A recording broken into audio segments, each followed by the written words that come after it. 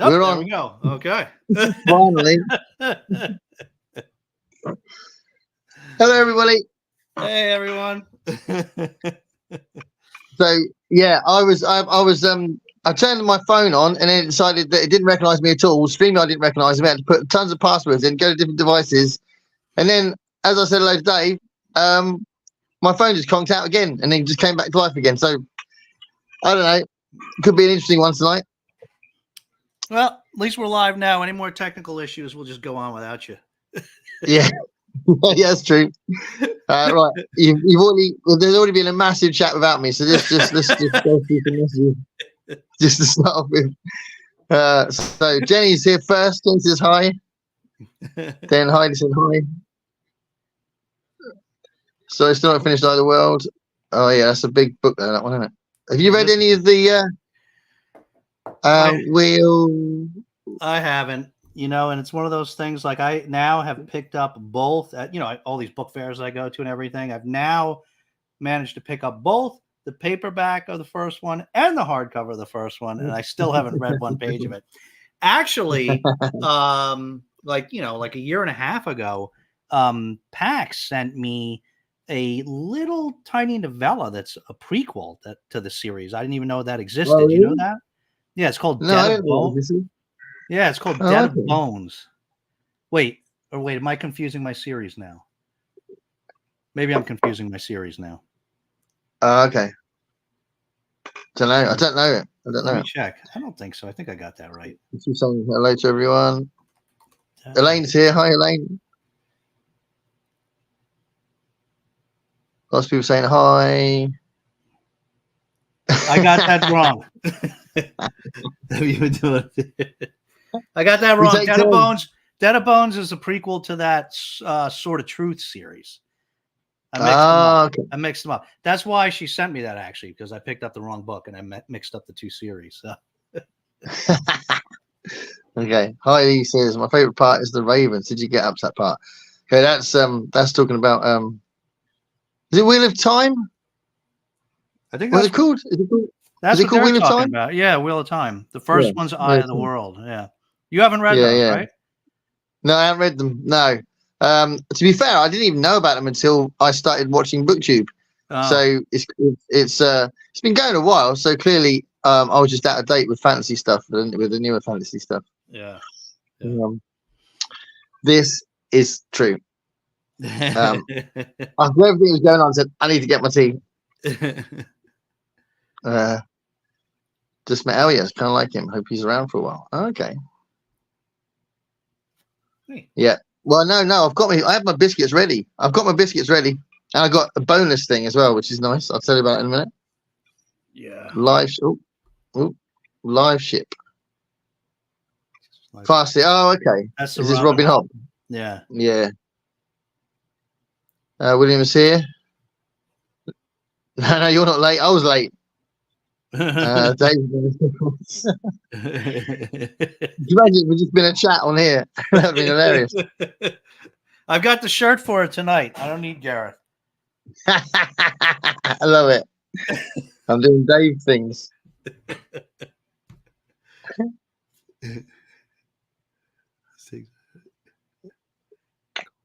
There you go. Wish list of the audio books. Oh. 2022. Okay, cool. You read the show at all? Watch the show? I've had no, because I thought I'd read the books, but then I suppose. Yeah. Well, also I've heard that the show was nothing like the books anyway, so I don't know. Yeah. People were disappointed with the show.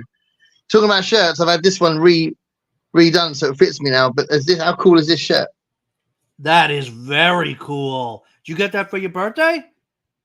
I had it for Christmas actually, but it was enormous. But then it's been resized, so it's really cool, isn't it? That is awesome. With like sketch versions of it on the side there, and then I've also got.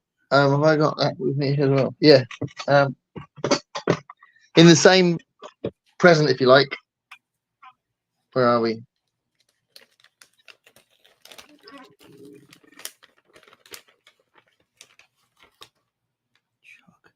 Chuck Radix. Chuck Jones.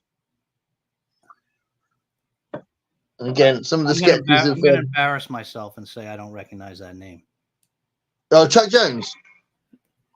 Oh, he was a really important director of Looney Tunes. Oh, okay. So he kind of he defined Bugs Bunny and Daffy Duck in a way that uh, everyone is familiar with now. But he didn't invent them, but he kind of like redefined them, and he also created Roadrunner and Wile E. Coyote. Oh, okay. Why does it say But Redux? because Is it like it a says stage name or something? Chuck Redux, and it's like a play on words. And then there's Pepe Le Pew and Bugs Bunny at the bottom there, and Porky Pig Daffy, Porky Pig, and Roadrunner, Duck Dodgers. Wiley. Got everybody on there. Cool, isn't it? So yeah, they've been refitted now, so they fit me because they were enormous. I was like, yeah, but yeah, um, yeah. I've got a whole. Do you know the Jim Shaw ornaments? No. They're kind of like these very well crafted ornaments with a base on them that are really recognizable. It's like um, a kind of lattice shaped base, and he does like Disney stuff and stuff like that. But I've got tons of Warner Brothers Looney Tunes ones. I've got like they're kind of all across a window ledge on in my bathroom. I've got about 15 of them. They were awesome. Yeah, yeah, So you're really into uh, Looney Tunes, I guess. yeah, yeah. Is And I've got that those Muppet ones as well. is that because you're so into cartooning, or are you always like just a huge Looney Tunes fan? Yeah, before I was trying it myself, I and the cartoonist stuff. I loved cartoons when I was a kid. I used to watch them loads. So I used to say Daffy Duck was my first role model. I can kind of see that. I can kind of see. Although he was a little mean, he was a little meaner than you. You're a little too nice to be that. Well, yeah, but that's what Chuck Jones did to him in the early days when a guy called Bob Clampett created him. He was just a lunatic. He wasn't. He just ran around like making a lot of noise and creating havoc. He didn't. He wasn't like angry like Chuck Jones made him. So yeah, it's kind of interesting the way he changed their personalities. Hmm. Yeah, because he wanted to have a foil for Bugs Bunny basically. So he kind of did it like Oh, okay. that. So So he was let's more. come back to. Yeah, go ahead. Go on. No, go. No, Go, go go, go. on. No, go ahead. Carl, this is loads. Okay. Yeah, was that? Yeah, that's it. That's where we were. We need to read the Warlord Chronicles, First Law and the Bloodsworn. Well, I've read the first law. Well, the first book of the First Law. The Joe Abercrombie books. Yeah, I Well, haven't. I have it up there. Still another one that I haven't got to. So many people love that. Did you love it? Yeah, it didn't blow me away. I thought it definitely won me over, and I will read the other two, but I didn't think it was amazing because it took ages to get going. So yeah, I'm not sure. I think the writing's really good, but you could clearly see that he was padding it out to do a second book. Oh, really? Which I think it's a bit cheeky myself. Okay. A bit cheeky. That's my review of the book. A bit cheeky. Just finished Small Favor. Okay, the 10th Dresden. I've only read 2 of those, and I thought they were brilliant. I haven't read any. Another loud series on the list. What do you think of those? Yeah, I think they're really good. I think the first one is funny because I was reading them at the same time as the Rivers of London books, and it's like a UK and a US version of the same kind of thing, like a detective who's also a wizard, and they're so different in style, but they are essentially the same concept. But one's set in London and one's in America. You know, I can't remember what city in America. You know, there's all this. I feel like I'm hearing all this talk about like this sort of occult detective fiction lately. And I actually just finally picked up that Dave Brzezinski gave me the link, and I finally picked up that that magazine, the one where MJ did a review of the Satan Sleuth series. Yeah. He did that. I wasn't able to find it for some reason, but anyway, so I finally just got it. But anyway, my point. I digress. My point is, there's all this talk about this occult detective fiction stuff, and I thought that I had never really read any of that stuff, and I've always wanted. But then I remembered this book that I read years ago called Bone Song. Did you ever hear of this? Okay. No, I don't know Bone Song. And I remember really enjoying it. Let me see who the author was here. There's actually a second book now, I think. Actually, I don't know how many there are, but and it was, oh shoot, Bone Song, no, yeah. Who was the author here? Let me see. Oh no, that's not it. I'll have to find it later. I don't want to keep you up here, but yeah. Give me a link. Yeah. I'll John Meaney. John Meaney. John Meaney. Yeah. Huh? And it was pretty good. There was like, it was like it was like a mystery detective fiction thing, but there was a lot of, it was in present day world, but there was a lot of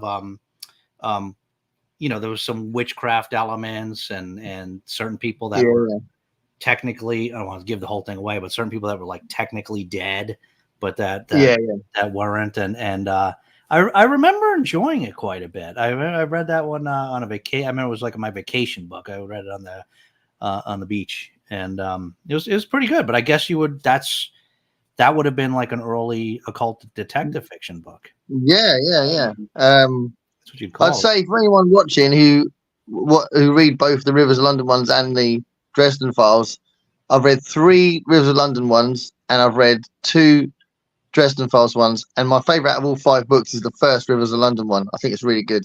And that's the one you sent me. That is the one I sent you. Yeah. You should read it. Okay. Yeah, it's good fun. And the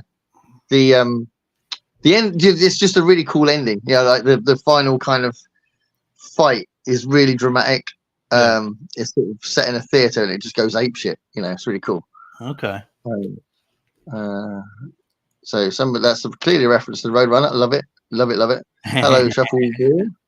I'm using Rosamund Pike audio. Nice. DNF Dresden. I'm not a fan of Urban Fantasy. Heidi doesn't like the Dresden Files. Huh. Okay. Yeah, so Rosamund Pike was in the series of Wheel of Fire, wasn't she? Oh. So funny, and I really want mouse all to myself. I keep getting told that they get better as they go along. So I've only read 2, but I think by the time you get to book 4 or 5, people start really loving it. So that's the thing, I guess.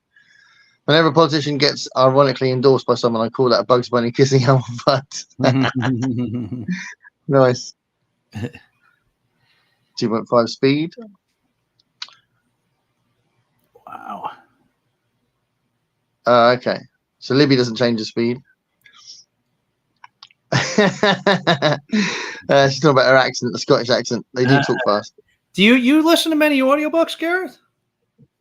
I can't read. I did it a couple of times. So I've listened to a few short stories, and I did listen to a big chunk of the Game of Thrones prequel that the House of Dragons based on. What's it called? I can't remember what it's called. But I did listen to that. And I just find that my mind wanders, so it's not ideal for me. And you hear a few people say that, don't they? And Greg reckons it's a habit you got to get used to. But yeah, I think that's probably true to some extent. I started to listen. I used to listen to a lot of podcasts and stuff in the car. Only time I listen to audiobooks is just when I'm going back and forth to work, which is a very short commute.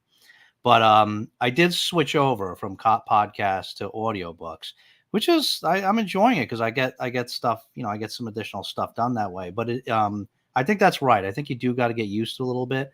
Narrator makes a huge difference. So you got to test them out, before you start. But I'll tell you, some of these audiobooks, we talk about different having these stories, the same story in these different mediums, whether it's a book or a movie or a comic book. And even the audiobook they are themselves their own, because just that being in that different medium, it's its own work of art sometimes, Yeah, And definitely. I'll tell you, like I listened years ago. I read The Martian by audiobook, and it was phenomenal. That narrator was so good. I mean, that was quite an experience listening to that audiobook. I'm so Do you glad I remember who did. it was? The guy that read it.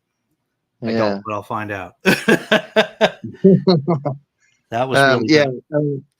Well, I probably have it on my That, phone. that would be really good as well, because a lot of it's first person in it, and a lot of it's the Mark Yeah. Watney's humor and the way he sort of like faces the issue, but with a sort of, oh well, here goes nothing kind of way. Exactly. That's what he did, because I remember, like, I got hooked. It was like right at the beginning when, like, there's this line where he says, I forget what he says, but it's like something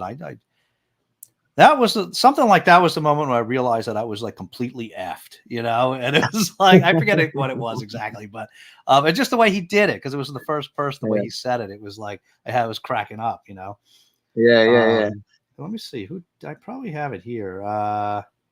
And I got to say, Matt Damon really sells it well as well.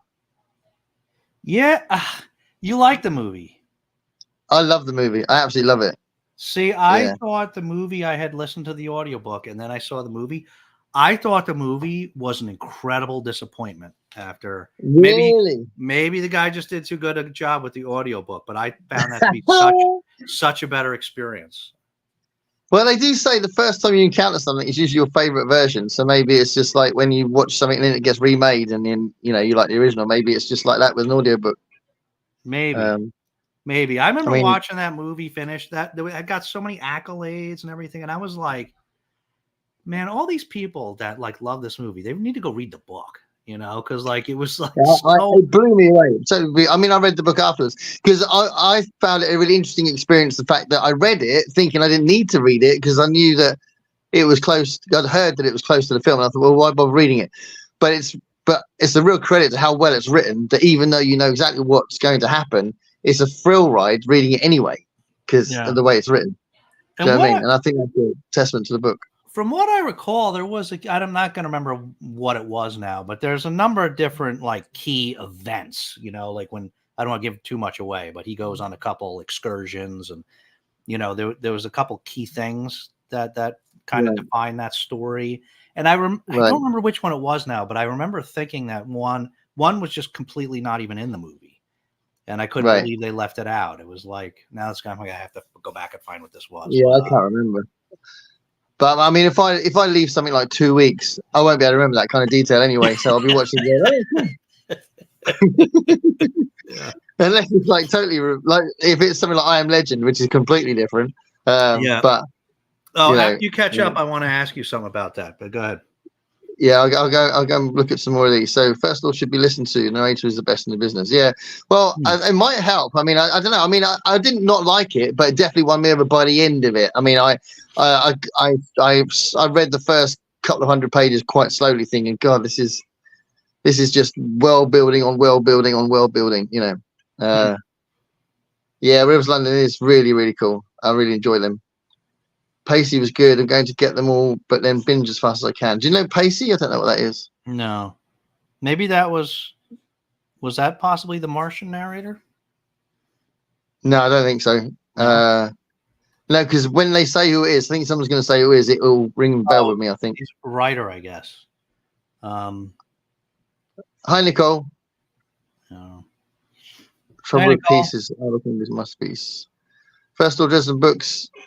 The first few can be a bit rough, but the audio is great and it's done by James Masters. Yeah, James Masters is really applauded for the audio. Everyone talks about how good he is doing the Dresden Files.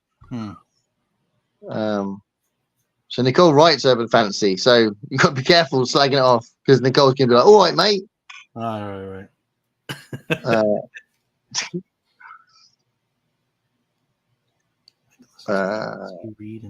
Does he read it in his American voice? Yeah.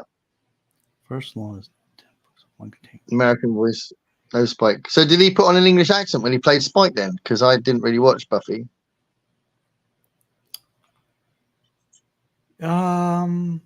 Is that what they're saying? I think so, right? Oh. Because it makes him more villainous. Because English people, especially posh English people, they're really villainous, aren't they? Oh, I gotta get Olive I some. love that. Unfortunately, yes, but he's still great to listen to. Gets a few accents that get close to Mike, but not quite there. He did an amazing strike. An example was that attack ad against Dr. Oz, where people from New Jersey said how much they love him and how it could come back to his home state. I don't know what that means. Do you know what that means? Maybe that's a follow up on his. Is that a follow up on William's comment about the? I don't know what that was. No, I don't know. Maybe it's because it was a while back in our conversation. There you go. It's Will Wheaton. Yeah, I thought it was someone famous. So Will Wheaton, you know Will Wheaton, right? Will Wheaton.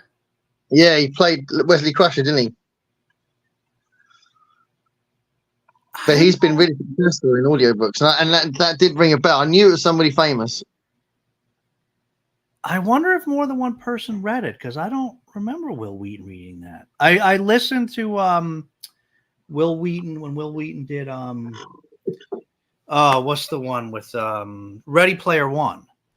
Will Wheaton. Yeah, he did that. And he did a pretty good job on that. I do not remember him doing The Martian. I wonder if do you like Ready Player One? Yeah. Did you? Yeah, I did as well. Yeah, I really liked it.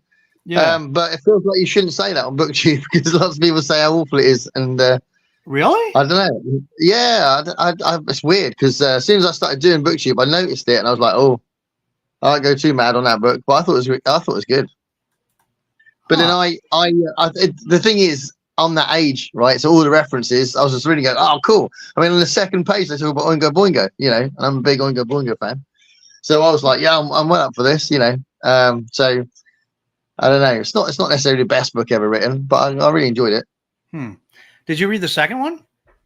No, I didn't bother with the second one, partly because it felt like I read the back and it felt like the same plot. And the first one is such a complete story that I thought can't be asked. Yeah. I haven't read that second one either, but yeah. The thing I'm looking at does say Will Wheaton. I remember different because Will Wheaton has a very distinctive voice, and I just I remembered it different, but I guess it was. Unless he's an older Will Wheaton, isn't he? So maybe that's Speaking of Will Wheaton, you ever watch? Were you a fan of Big Bang Theory? Yeah. I watched the one with Will Wheaton in it just literally last week. It was on. Yeah. I think he was in a couple episodes. I think he became like Sheldon's nemesis. Yeah. No, I don't like actively seek out that, but whenever it's on, I'll carry on watching it till the end. I do really enjoy it. I think it's really good. Yeah. Same with Third Rock from the Sun. I love that show, and I've never seen that. You never seen that? No. Yeah, it's good. It's completely ridiculous, but yeah, it's really good. I think. Heidi's talked about this before. Harlan Ellison narrating Ursula Le Guin, which is cool, isn't it? I need to get hold of it somehow. He's a very good narrator. I've got recordings of Harlan Ellison reading out his own stories, but I've never heard him read out someone else's story. I mean, his version, because one of my favorite stories. I've actually done some prep for a video I'm going to do on my 10 favorite short stories. Oh, okay. And in there, spoilers, is Repent Harlequin Said the TikTok Man. Okay. Which is my favorite Harlan Ellison story. And I think you can, on YouTube, there's a version of Harlan Ellison reading it. I think it's on YouTube, and it's awesome. It's so good listening to him read it. If you get a chance to see it or hear it, I'm pretty sure it's on YouTube. Repent Harlequin Said the TikTok Man. It's such a cool story. I do need to find that, Heidi. You're absolutely right. Pat's here. Hey, Pat. Hi, Pat. Pat will be on the show soon. Yeah. Everyone's saying hi. The book's got more tension than talking about The Martian. And Jay loved the show, the film. Tom Hiddleston's narration of Ballard's High Rise really good. That's interesting because he was in the film, wasn't he? Yeah, he's in because I was looking at High Rise recently, partly because I accidentally fell on my review of High Rise on here when I was looking through to watch some videos, and it's had a lot more views than it did in the first few weeks. It was like, oh, is that it? And now it's got quite respectable views, which is quite nice. But High Rise is amazing book. It's an absolutely brilliant book. On the list, I'm gonna have to write that down. Yeah, it's very good. It's very nasty, but not in a boring way. It's like everyone is horrible in it, but it's this sort of rising tension that just explodes by the end of it, and people get really animalistic. It's very interesting. It's very philosophical in some ways. And you're a philosophy major, aren't you? Yeah, it's been on my list. I only read Hello America was the only one that I read, but High Rise been on my list, but it sounds like maybe I should do it by audio. I think High Rise would be one of my favorite books by him. I think after I've read a few more, even I need to read Crash soon. That'd be funny. MJ's here. Hi, MJ. Hey, MJ. High Rise audio. Pacey is the first law narrator. Oh, okay. But also an actor who will be in the House of Dragon this season. Yeah, okay. Pacey. It's not Stephen Pacey, is it? If it's Stephen Pacey, I think that's an English actor that was in Blake 7, I think. Yeah, James Master's American. Yes, but I'm assuming he's putting on an accent for something. I don't know. MJ sends hugs to Jenny. James Master does a phenomenal British accent for Spike. Yeah, so he does do a English accent for Spike. I'm assuming English and not Scottish, Jenny. People say British accent when they're probably referring to English accent. Do you know what I mean? You never hear people talk about British accent and talk about a Welsh accent or a Scottish accent. It just makes me laugh. But there's a follow-up on the Bugs Bunny kiss comment. Fair enough. Nice one. Plus natural brown hair took me a while to realise it was Spike. Oh, here we go. Maybe this was the guy. Yeah. Is that the guy?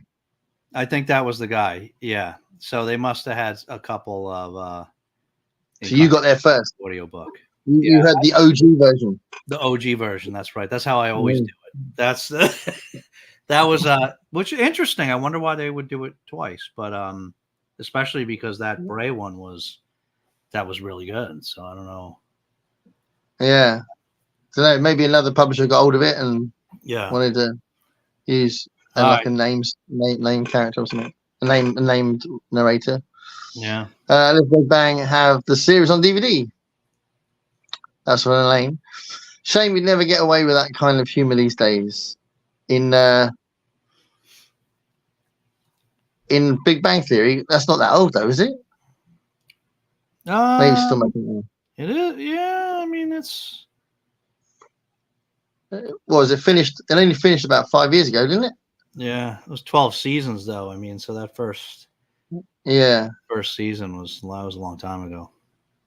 I think because one of my we've talked about this before. One of my favorite series is Cheers. Yeah, and I don't think that would be made now, because there's some of the relationship jokes and stuff. Which is a shame, but I think it's probably true. Elaine's like, you've never seen Fed Rock from the Sun? I know. Ashamed of myself. Rise is a fever dream and a half. It is quite crazy. Lord of the Flies, but adults in the High Rise. Yeah, it's kind of, but it's like a class comment on class, really. Yeah. There's a really interesting book that Willow from Willow reads books. They're called now, but they were called Books and Bow. Have you ever watched their channel? I don't think. Books and Bow sounds familiar. Yeah, they recently changed the name of the channel, but they were talking about a book they'd read that said is talking about the natural kindness of people, and totally debunked some experiments where they proved that people are nasty, saying actually that's not what's happened in real experiments where that's actually happened, and referenced Lord of the Flies in this book, and they said in this book that there was a situation like Lord of the Flies that happened in real life, and it didn't pan out like the book did, and everyone was like really cool with each other and very kind. Huh. So I think that's kind of interesting. Like with kids on an island. Yeah. Kids were stuck on an island by themselves, and they all kind of worked together, apparently. Okay. Which is really interesting. Yeah, Stephen Pacey, the British actor. I'm pretty sure he was in Blake Seven. So, yeah, if he was, I'm a big Blake Seven fan. So, anyone that's into late 70s British science fiction TV, BBC TV science fiction, Blake Seven was amazing. It kind of happened at the same time as like the classic Doctor Who, but it was a very different plot. And all the characters hated each other, the main seven, the people that were on this ship together, and they didn't trust each other. And it was just such an awesome idea. And they were just on the run from this sort of empire kind of setup, you know. It's really cool series. I think I just saw that recently on a list. I think I told you I read all these lists of like the best sci-fi this or the craziest horror that or whatever, and I always like save these article links so I can go watch these movies and TV series. And there was one recently. I think it was like the 10 best 70s sci-fi shows or something, and that was on there. Yeah. It's fantastic. It's a really sharp script and good acting. It's just, you know, obviously if you have to put up with the terrible effects, but that's just part of the fun of it. That's always the hard part. But somehow Twilight Zone managed to, do that okay, So yeah, I'm just talking about Twilight Zone. I've filmed my 22nd episode today. Okay. So it's like something like episode 132 or something. So I've done very well, and I'll have it finished soon. So definitely have it finished in the summer. Obviously, I'm not going to show them all at the same time because I know who is it? There's someone. The medium John Silver wants me to just show them all on the channel straight away. But the last one, I think 30 people watched the last one, so I don't think it's a particularly important part of my channel. Really you probably, I mean, just an opinion, but you probably need to do them more often rather than less often to get more people to watch them, because it's just like one of these shows, the shows on TV, right? Like if you take breaks that are too long, people lose interest in the show and you lose viewership. It's you gotta keep pumping those Twilight Zone episodes out, man. All right. So do I do an experiment and just do one every fortnight instead? Yeah, I'll tell you what. It was. I don't want to hold you. How far behind are we? Are we okay on the comments? Oh yeah, we're good. So my dad just visited for a week. I got like no reading done this last week because my dad was visiting. But my dad and me and my youngest daughter all like the Twilight Zone, right? And so I first watched all those shows, Twilight Zone, Outer Limits, and everything with my dad.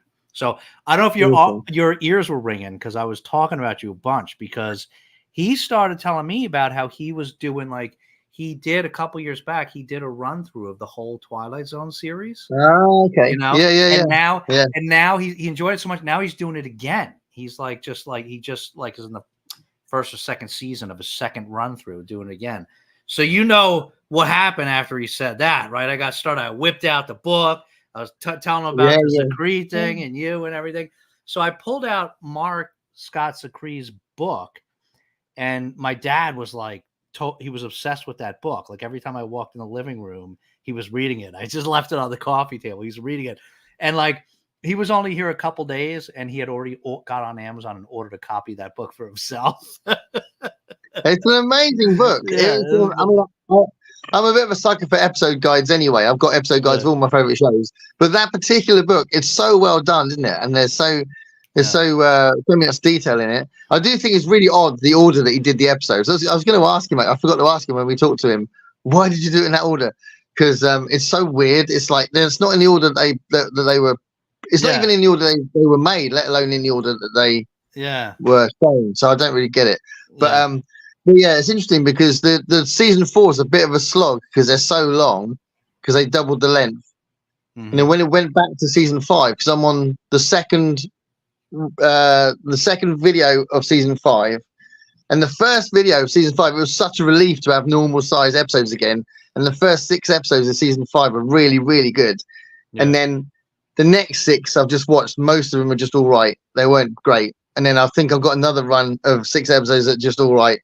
So I've got a little while to go before I get some of my favorites again. But the first 6 episodes of episode 5 has got some of my favorites in it. It was awesome. Nightmare at 20,000 Feet's in it. And Steel is in it as well. Okay, so this was really cool experience for us when my dad was here, because have you seen the new Twilight Zone episodes that Jordan Peele did? Have you seen those? Yeah. I like a lot of them. Okay, so I don't think go on. Go ahead. No, go ahead. Well, I was going to say I don't think they're amazing, but I think they're good. Yeah. So they're in there. My dad had not seen the new ones, the Jordan Peele ones. So we said, okay, let's watch it. And so my daughter was in, for that. And she'll not that she normally watches Twilight Zone with me, but she'll make certain allowances, if we're having my dad was here. So grandpa's here. So of course she's going to do it. And so we went in there, and my daughter had wanted to watch for the first one. Do you remember the episode? I think it's called Nightmare at 30,000 Feet in the new series. Yeah. Right. Yeah. Do you like that episode? Yeah, it's good. Yeah. It's really good. So we're watching. It took me a while to put it together. We're watching that, and so we watched that episode. And towards the end, you remember when he washes up on the beach? That guy. I won't spoil the episode. Remember the part where he washes up on the beach? Yeah. And do you remember the thing that was like the waves were? You know what I'm talking about? The animal. Yeah. So I'm looking at that stuffed animal, and I'm like, that's an Easter egg. That's a reference to the old original thing. So, so then we went back and watched that, right? And so that we hadn't seen that in a while. So that was fun, and it's interesting how many changes there was from that original story to the last one. But then my dad's looking it up online and realized, which I had forgot about, that the movie had an updated version with John Lithgow. John Lithgow, from Third Rock from the Sun. Yeah. But another that's quite topical as well. The guy that directed that version that's in the Twilight Zone movie is George Miller, the Mad Max guy. Who's the Mad Max guy? So the guy who directed the Mad Max films, okay, all 5 Mad Max films, he directed the movie version of Nightmare at 20,000 Feet. Oh, okay, all right. Yeah, there's 4 different directors in there's 4 different directors who made the movie Twilight Zone. So Spielberg did one, Joe Dante did one, John Landis did one, and George Miller did one. Okay. Yeah. Yeah, that had a couple good episodes. That I think it's a great film. I'm gonna do a video about the film once I've done all the episodes. Oh, you are? Okay. Yeah. Cool. No, I love the film. Yeah. But so it's been, and William Shatner's brilliant in Nightmare at 20,000 Feet, isn't he? He is. Yeah. That's a great episode. Yeah. That's a great episode. Yeah, it's actually really subtle acting from him, which he doesn't always do. Subtle acting? Yes, I think, in Nightmare at 20,000 Feet, he's being really subtle. Oh. He's like trying to get their attention, isn't he? And like he's like freaking out, but it's a lot in his face, and it's like, this is cool. He was never really that subtle when he was Captain Kirk. Yeah. I guess Lithgow was a little less subtle in his version. Yeah. John Lithgow overacted it, didn't he, quite a lot? But then that's his style as well. The guy that did the 30,000 Feet one was a little bit more subdued, wasn't he? I think, from what I remember. Oh, for sure. But it's interesting how much they changed. Like the second one was so close to the first one. It was just, I mean, it was a little funnier. It had a couple funny parts in it, which was new, but it was very, very closely followed the Shatner one. But the new one, the Jordan Peele one, it was very different. I mean, it's, so it's interesting why they changed it so much, but. Yeah. Right, I see some of these. So Big probably question. did The Martian twice. Oh yeah, that's true. Yeah, maybe the original one, because it was originally self-published, wasn't it? Which is really Oh, interesting, isn't it? I didn't know that. Okay. Yeah.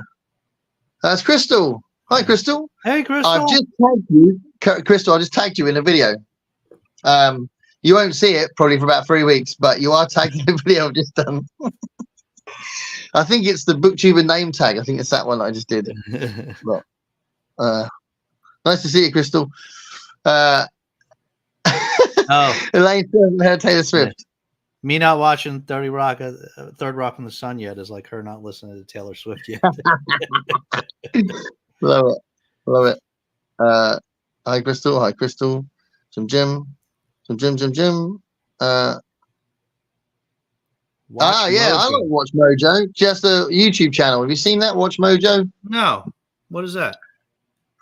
If they're like Gonna write it down. like the reason why it's mentioned it with lists is they do like 10 I don't know, they do a video of 10 most notorious horror scenes or 10 famous westerns. I don't know, they just do lots of countdown videos. But I've used them for teaching actually. That's been quite useful for like I did one, I think one on controversies in rock music, and I showed them a Watch Mojo video for that. So it can be useful. All right, I'll have to check that out. Do a massive compilation when the last one goes live. It'll be enormous. There's 156 episodes. What I was going to do, because I think it's probably more interesting, is do one just on my favorites, because I've readjusted my favorites now from watching them again. So I was going to just like literally do a new kind of top 20 or something and talk about that. Yeah. You should do that, and then I'll do a response video, because I know we won't agree. We'll agree on like half of them, and we'll totally not agree on the other half. Because we were watching them again, and it was the next one on my. I just watched one the other night that was, I forgot, that I think is probably another one of my all-time faves. I mean, top 15, maybe top 10, top 15 is The Shelter. Oh, that is amazing! Right? That is amazing. Yeah. And did I tell you about the show that we saw in London, the theatrical version of the Twilight Zone? Did I tell you about that? I don't think so. Yeah. So this was a Christmas present. I didn't even know it existed, and my wife had seen it advertised, and this theatre company had done a version of the Twilight Zone for a small independent theatre in London. Okay. And she bought us tickets to go to see it. It was amazing. It was like the whole theatre and the way it was staged and the backdrop behind it, the whole place looked black and white. Huh. It was so cleverly done, and they're all wearing black and white clothes, and it was just really weird the way they did it. And it was basically like they'd go between about 5 or 6 different stories, and they kind of just reenacted those stories with the sort of lighting effects and stage effects. And it was so clever. And The Shelter was really dramatic, because they kind of updated it a little bit, and they made it like really, really obviously about racism. And it was just amazing. It was really, really powerful. Like, wow, that's cool. Yeah, it was so good. And when they did Little Girl Lost, the one where the girl like drifts into another dimension, doesn't she? Yeah. Remember that one? Little Girl Lost? Ooh. Girl Lost. I don't remember that one. Yes, that's a really good episode anyway. Give me a little bit more. Probably come back to me. Give me a little bit more. Well, basically, it starts off quite innocently with this couple just sort of sitting there at night, and then the husband sort of says, "I'm going to just go check on blah blah blah, whatever the daughter's name is," and then it's like, "Oh, I can't find her," and then the girl's like saying, "Mummy, Daddy, help me," all that over and over again in this sort of weird kind of distant kind of voice, and they go up, they can't find her. And she's basically stuck in another dimension. They get their friend over, go, we can't find her anywhere in the room, but we can hear her. And then he says, she's gone into another dimension, and they have to try and get her out. And then they realize that there's a hole in the wall where she slipped through, and they try and go through the wall to try and get her back. It's so cool. It's written by Richard Matheson. I don't know that I've seen that one. See, this is why I'm going through from the very beginning, because even though I've seen some of them a dozen times. There's still episodes that I haven't seen. I just saw one. There's not many, but there's just one. I just saw one that I haven't seen. I forget what the name of it was, but it's the one where they're the woman is like sitting out on her porch, and there's all this. It's in the Civil War, and all the soldiers are walking back. Oh yeah. Yeah. It was a pretty good episode, and I'd never seen it. No, some episodes like that are kind of, what would you say, kind of melancholic and kind of sweet. You kind of forget those ones because not a lot happens, and it's kind of set in real life, if you like. So I don't know if you remember them in the same way. But yeah, it's a nice episode. But yeah, try and find a way of seeing Little God Lost because it's well good, and it's really creepy. All right. But I'm trying on stage, when they did it on stage, it was really creepy. Yeah, that sounds really cool. That was in London? Yeah. I'll never forget it. It was amazing. Yeah. I wonder if they did it anywhere else. Yeah, I don't know. I mean, I think it's very successful. It'd be interesting to know if they did take it somewhere else. It'd be cool if they did. It was very good. Oh, thank you. Yeah, that's awesome. I appreciate that. You're excellent. I love your Twilight Zone videos. I enjoy doing them. I mean, I'm going to do them anyway. But the first one had quite a lot of hits, and then it's got slowly worse as everything gone on. But maybe since the gap's too big, maybe I should experiment and try this thing. But yeah, when we talked about it last time, and Medium Don Silver said show them more often, and I did it in a really small gap, and then it got worse. I thought, oh, maybe not. I don't know. No. You can't work these things out, can you? No. I just do it, you know. Drive you crazy. 25 feet was the only segment in the movie that was better. Well, I don't know. It depends. I mean, because I'm a big fan of Joe Dante, and I really like what he did with It's a Good Life. So, have you seen It's a Good Life? That one's with the old people at the home, right? No, that's Kick the Can. Oh, that's Kick the Can. What's it? Yeah, It's a Good Life. It's about the boy who can do anything. The boy, yeah. The boy brings the teacher home. Yeah. That's a great episode. Yeah, it's a great episode. But I like the version in the film as well. And there's a few things that Joe Dante does differently. And I think there are definitely things that are from a child's point of view, which is really cool because he's like obsessed with cartoons and stuff. And I think that's really cool. But yeah, I mean, the episode's amazing. Bill Mooney plays Anthony Fremont, doesn't he? Which is quite cool. But yeah, so I would say that that's on a par, I think. But yeah, I love the intro and outro in the film as well. Do you remember there's like a prologue with Dan Aykroyd in it? Yeah. You want to see something scary? Yeah. Brilliant. See something really scary? Yeah, Crystal's gonna look out for the tag. I don't know when I'm gonna show you things. I keep reshuffling my schedule in. I was gonna do a video on my schedule in because I thought it might be interesting, and then you can see what's due until August 2025. I have a spot for the shot. Horror at 37,000 feet. I don't know that one. 37,000 feet. I don't know. The horror. Write that down. I'm wondering if it's, I don't know, exaggerating, I don't know. That episode terrified me. Yeah. I can imagine watching that as a kid. I would have watched it as a kid myself, but I don't remember. I'm too old. I can't remember that long ago. The Invaders. Yeah. Tiny Spacemen. I love that one. That's brilliant. Oh, yeah. That was a good episode. I like that one. Yeah. And the acting's done well. I think that's the one. Isn't that the one where there's no dialogue? I think I think it's Agnes Moorehead. I think it is from Bewitched, and she's just like reacting, and it's just like lots of guttural sounds. I think that's very brilliantly acted. Yeah. That one. Yeah. No dialogue except when the guy comes over the walkie-talkie, whatever, the home base talking and thing. Yeah. But there's no that, which I really I love that sort of like experimental stuff. It really added a lot to the creepiness of the episode. Thank you. Yeah. All right, just getting Olive some water. Thank you. That's cool. Did the kid get a Carol Ann moment? Yeah, drink some. It's okay. No, I'm going to sound ignorant now. I don't know who Carol Ann is. Should I know who Carol Ann is? I don't know Carol Ann either.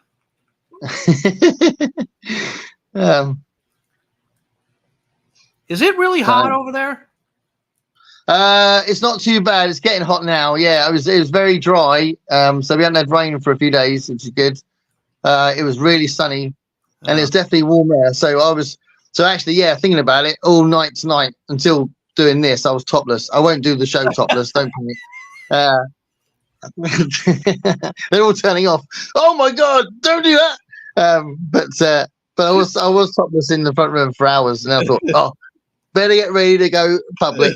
But yeah, it's clearly hot. It's like enough 90. for that. Trying to make sure she gets her water because it's 90 degrees. Yeah. The dogs seem okay. Ralph was being very affectionate earlier, actually, which was quite cool. But yeah, he seems to be more alive than normal. Carol Ann's the girl from Poltergeist. Yeah, well, it's been kind of like officially acknowledged somehow that Poltergeist was influenced by Little Girl Lost. So yeah, okay, yeah, it was a direct influence on that. So I don't think Richard Matheson's got a credit or anything, but I think it's been acknowledged afterwards that it was like a catalyst for the idea. Okay. So what biscuits you got, Dave? Yeah, that's perfect because I want to do this while Erie's still here because this is a big day, Gareth. This is a big day. It's a big day. Erie was the one that, can you believe this? Like I'm like 5 minutes from it. I never knew it was there. Erie's the one that told me that there's actually a British store right nearby. Yeah, you went to the British store. So I went to it. And it turns out it's not too much of a store. Oh, get this. It's actually, like they have a little bit, but it's actually more of like a little cafe place. It's like a place that looks like good to go have breakfast. And it was like full this morning. There was like a bunch of people. I mean, it's a small place, and there was a bunch of people in there. Do you get English breakfast? Do you get like sausage, bacon, eggs, I didn't, chips and beans? I didn't. But I come home. I told my wife that I was like, the place was really. I told her I went. I said it's really cool. We should probably go have breakfast there sometimes. It looks really nice. The little pastries and things up there, whatever you guys call them. And she's like, oh yeah, I've been there. I'm like, really? So yeah, I've had breakfast there. I'm like, okay, was it good? She said, yeah, it was pretty good. I didn't even know this thing was there. I don't know. She must be going with her boyfriend. Yes, I don't know. Yeah, she's having some secret rendezvous there. This is interesting. But they had some English guy. Yeah, exactly, right? Don't trust the English guys. You can't, not at all. Yeah. And so they did have a little counter with some chocolate bars and some cookies. So finally, that's good. I'm getting pretty hungry. No, sweetie. No. What you got? I'm getting very excited to know what you've got. I will finally be trying. Yeah! Chocolate hobnobs. Are these the normal ones? The milk chocolate Odie? Yeah. Because they had a couple different. You're gonna love it. They had a couple different hobnobs. Yeah, there's you can get salted caramel ones now. So I don't know if they should go over there, but you can have the plain hobnobs, but you've got chocolate hobnobs, so you got double the fun. All right, here we go. This is quite cool. I almost feel like we should be saving this for OnlyFans. All right, here we go. Right.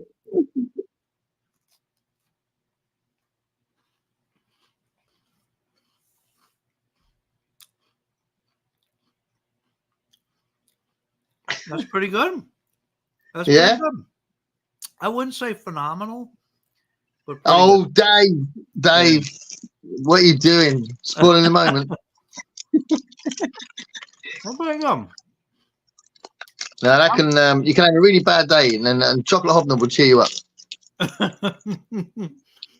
Yeah, I'm not super into oatmeal cookies, but this has a layer of chocolate on the back, so it's kind of a nice mix.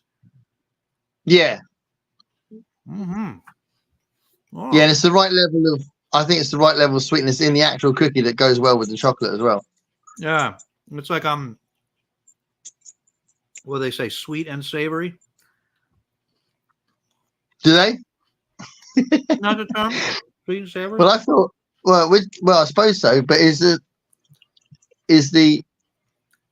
oat bit savoury? Yeah, no. Maybe I'm using that phrase wrong. I don't know. I think it's quite sweet, really. But yeah, I mean the original pasties that used to be made back in the 1600s when Cornish pasties were first invented, the ideal was that it was a whole meal in one pastry, so it was sweet and savoury because you'd have like a pudding in it, you'd have like vegetables and gravy and meat and stuff in one end, and you'd have the dessert in the other end as well. So that's the Cornish pasties aren't like that now, but that's how they first were made. So I think that's interesting. So shall I show you what I've what got? do you got? What do you got? I'm going to eat So another one. I've got two things. The one's an old thing that I've talked about before, and one's a new thing I don't think I've talked about before. So the old thing, which is Look at this. what gave me my face of pleasure a little while back. Lemon puff.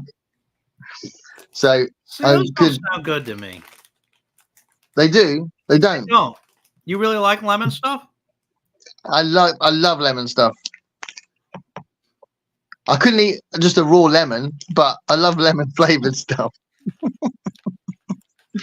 But so I've talked about lemon puffs before, right? Mm-hmm.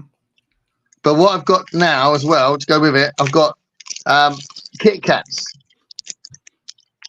Dark mint. So they're dark. So it's dark chocolate. It's a wafer biscuit with chocolate all over it. And with Kit Kats you get it's like 2 strips. Yeah. Well, we have Kit Kats. I love Kit Oh, Kats. you got Kit Kats? Yeah. Oh, cool. Yeah. I haven't seen those. I've seen all the we usually have the chocolate ones and we have the white chocolate ones, and I've seen the chocolate with strawberry, but I haven't seen. Oh, okay. I haven't seen those mint ones. Yeah. So, and apparently, you can feel a little less guilty as a diabetic having dark chocolate because it's not quite as bad. Still bad. Yeah, I think they're all milk. I think they're all milk chocolate over here. No, I love those things. These hobnobs are really growing on me. I'm really liking them now. You're gonna eat the whole packet in a minute, and you go, "Oh, they're all gone." Yeah. Wow. How are they? How are they on calories here? Let's see. Have you heard the term? Do you use the term over there, Moorish? No. What's that? It's when you keep wanting more. So, like, if you eat something and you go, "Oh, I need another one. Oh, I'll have one. Oh, one more," and all that, then people say that's very Moorish. Yeah, that was cool. They had a number of things in there, but some of them were they didn't have a ton of cookies. They had a number of candy bars, that I've never seen before either. Obviously British. It was pretty pretty neat looking little place. It was called I think it was called Gruel Britannia was the name. Love it. Gruel Britannia. Gruel Britannia. Yeah, it was pretty. Britannia rules the shelves. I'd love to know what kind of candy bars they had, because we don't call them candy bars, we just call them chocolate bars. But I'd love to know. Well, I was going to save it for next week, but I guess I can go back. So. Oh, you got something else.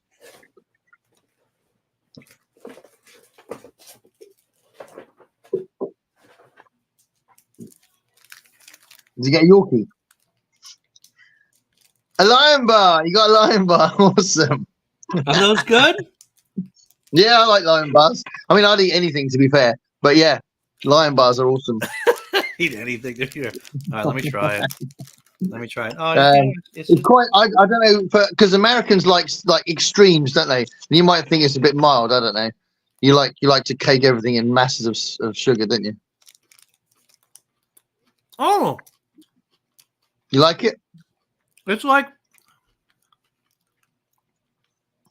a rice cake with some caramel and chocolate. Yeah. Yeah. That's not bad. Yeah. That is not bad. I try not to eat this much sugar in one sitting, but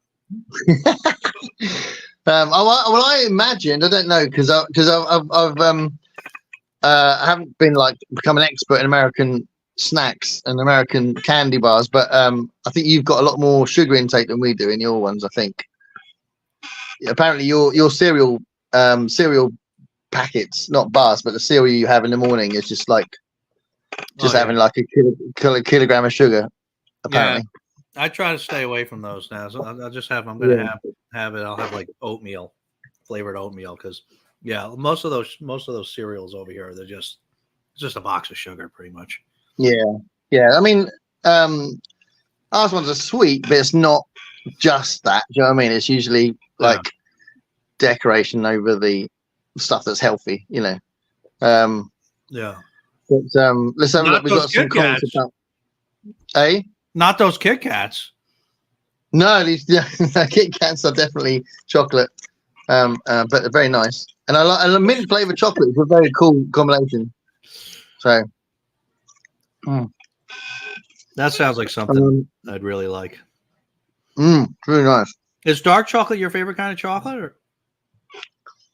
It's not, but I don't mind it. So when the diabetic nurse said dark chocolate is better than milk chocolate, I thought, well, I can dip into that now and again. Just to feel like I'm not being completely mad. But milk chocolate is clearly the winner. I don't mind white chocolate as well, but white chocolate is clearly worse than milk chocolate. Oh, is that right? Yeah, milk. I think white chocolate is sweeter. I think it's a lot more sugar in it than. Oh, I didn't know that. Milk chocolate, and dark chocolate's got the least amount. I mean, it's still chocolate, isn't it? So it's still sweet. Yeah, like dark chocolate. William says I'm gonna have to hold on. I'll have to make more biscuit videos. Yeah, do it. I'll try to film at local supermarket. film at a supermarket live. Go and then buy something at the counter and start eating it on a live recording. It'd be great. I think you might have skipped over a few there. Oh, did I? Yeah. Oh yeah. That one is Heidi. Do you guys read Crichton? I almost read Jurassic Park and I didn't get to it. So no, I haven't read anything by him yet, but I keep getting told he's amazing. Have you read Michael Crichton? No, nothing. I expect Congo is really good. Congo was mentioned on a video that did the, Roy Reads Anything did that Great Ape event, Great April. In April. Someone read Congo for it, I think. But yeah, no, Michael Crichton, Blake Crouch keeps getting compared to Michael Crichton by Mike's book reviews. And he does it in a good, like a praisey way, praising him. And I love Blake Crouch. Yeah, I love Blake Crouch, yeah. Oh yeah. Yeah. But apparently he's the new Michael Crichton according to Mike's book reviews. Huh. Okay. The I was just you haven't watched any of the because we both love the Dark Matter book. You haven't watched any of the series yet, have you? No, my mate at work, the guy that I kind of work closely with, he's just started watching the series and he hasn't read the book. And he's going, "Oh my god, it's amazing!" He's talking about it's got really kicked off. And he told me that he's watched up to the second to last episode. Yeah. And he's like, "I won't spoil it." And I said, "Is there loads of versions of him?" And he went, "Yeah." I said, "Oh, great," because the ending's brilliant, isn't it? I won't spoil the ending, but it's just really takes off, doesn't it? Yeah, yeah. The show is. I've got a couple episodes left in the show. It's my wife and I were watching it together, but then she gave up. She said she's not into that kind of stuff usually, so she said just go finish it. I'm like, all right. So I've been rewatching myself now, and I've only got a couple episodes left. It's really good, and I'm surprised at it. It's following the book pretty closely. There are some differences that have come up, but it's I think I didn't know how they were going to follow the book really, and I think they followed it pretty well. Well, I don't know if you know, but Blake Crouch is a producer. Yeah. So I think that might have helped. He might have said, stay on that path. They added a little bit to the they added a little bit to the box, you know, in terms of how it operates and stuff like that. And so, Right. And there's, you know, one, yeah, I mean, you know, there's other important people that were not in the book, but it's, yeah, it's really good. It's really good. I mean, I'm going to finish it in the next like day or two. It's pretty good. Yeah. Yeah, I can't imagine getting Apple TV, so I might have to just buy it on DVD. Because same for Strange New Worlds, I'm gonna have to just buy it because I don't think I'm ever gonna get Paramount Plus either. So yeah, but when it's done, you know, like it's done. So you get the Apple TV for 1 month. It'll be cheaper than the DVD set. You just want to get the DVD set. no, I don't know if it will be cheaper. I don't know how much it is, but if it's like £15 a month or something, it's not cheaper, is it? I don't know. Yeah, I don't know. I don't know what it is. Someone in the chat tell me how much Apple TV is. I don't know over there. Over here, I think it's 10. I think it's $10 a month. $10. It was cheaper. Yeah, I mean, it might be cheaper. Yeah. But no, I definitely want to watch it. Gonna have to make more. Yeah. So I'll try and make. Oh, I said that one. And then, hello, Courtney. Courtney says she loves lemon. Yes. So me and Courtney can share some biscuits together. Hey, Courtney. Lemon sweets as well. Yeah, I like. Oh, I don't eat sweets very often, but I do like chocolate limes. I don't know if you've ever heard of chocolate limes, but I like them. Limes? No. They're like a boiled sweet, and then they've got this sort of lime flavor. And inside, once you suck them for about 20 minutes or something, you get the chocolate flavor inside as well. It's very nice. Huh. I've never heard of lime flavored stuff. Yeah, it's cool. So Jenny says, like Congo, just as long as you don't take it too seriously. Yeah, okay. Trail mix. So that's more good for you, isn't it? Trail mix. That's why I eat at work. That's what I have in the office. Trail mix. Is it? It's just stuff you find on the forest floor, isn't it? Trail mix. Soil and bark. And the odd tree. Yeah. Kit Kat orange. That's a classic. That's old. The orange flavor Kit Kat. Pretty good. The green one. Yeah. We have an orange one. I don't know if it's orange flavored, but we have an orange one around here at Halloween. Oh, okay. Yeah, no, the Kit Kat, when they started doing other flavors, I think the first one out, there was ages and ages ago, was the orange one, Kit Kat orange. Okay. Okay, Brian's here. Rage is here. Everybody stand back. He's going to kick off. Hey, Brian. Brian, I went to the shop a few days ago because I needed to stock up. Got myself some brown sauce, my friend. And I bought my wife said, "Are you going to put the brown sauce in the kitchen?" And then I need to correct myself. She said, "Are you going to put the daddy sauce in the kitchen?" You thought it was daddy sauce, but it's brown sauce. Different company. There we are. Looks like we might have Kat here already. Yeah, we have. Right. So let's bring Kat in. Awesome. Hey guys, thanks for having me on. Hey Kat, how are you? Much better now that I'm not at work. Awesome. I don't know if y'all can hear, but I've got my kitty over here purring his little head off. Aw. Fantastic. What's the kitty's name? This is Jack. Let's see if I can get him on there. Jack? Oh, wow. Yep, that's my Jackie boy. Okay. We have a little routine of he always gets his attention first when I get home because he's kind of bonkers and doesn't do well with the others. So he stays locked up till I get home and we just sit on the floor and catch up on all the YouTube videos and get some attention. So he's hanging out in the office with me so we can hang out without getting attacked by the pups. How old is he? He actually followed me home from Chem Lab one night back in 2012. So we know he's at least 12, probably about 13. Huh. Right. Wow. Yeah. Huh. Awesome. Okay. So we just finished up our biscuits. You didn't bring any biscuits, did you? I got a snack I could actually have. It's cinnamon sugar pretzels. So we got a little cinnamon to break it up. Cinnamon sugar pretzels. Nice. You got to show us one of those up close.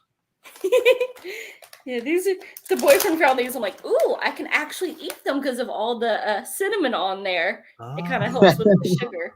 No, that doesn't mean you can have it, Jack. But yeah, these are good. Wow, they look good. Yep. That's brilliant. Look, Garrett's like glued to the screen right now. Nobody. It looks good, right, Garrett? There's literally one store in town that has cookies that are actually good and low enough sugar that I can eat them. But that's not where we do our grocery shopping. So I'm like, yep, I forgot to go to the store and get those or anything to make cookies. I'm like, I have cinnamon pretzels. Yeah, I finally. I don't know if you caught it, but I finally made it to the British store. So I got. So I got these. I finally got to try these hobnobs. I was just eating. I already had a couple, so I can't eat any more now. But these are pretty good. Yeah, we definitely don't have those around here. If they are, they're very well hidden. Yeah. So do you want to tell just introduce yourself, Kat? Tell everybody about your channel and what you do on the channel and all that. Oh. If any of y'all have been following me, this is a room where I do the reading sprints on Friday nights. But basically, I just talk about whatever books that catch my interest, which is usually not the popular ones because I tend to either go on Kindle Unlimited or if we make the hour drive, there's a thrift store that I like to go to. But it's just I'm working on a Harry Potter cross stitch that I try to make myself focus on more by doing those on Saturdays and just reading out of some of my anthologies that are terrifying. Like right now I'm going through my Grimm Brothers anthologies on Mondays. Yeah. Because 250 stories is freaking terrifying to get through. So yeah. Reviews and short stories, and of course we have to have the animals because sometimes your day is just really bad and a book alone is not gonna do it. Yeah. So some of y'all might have seen Jack.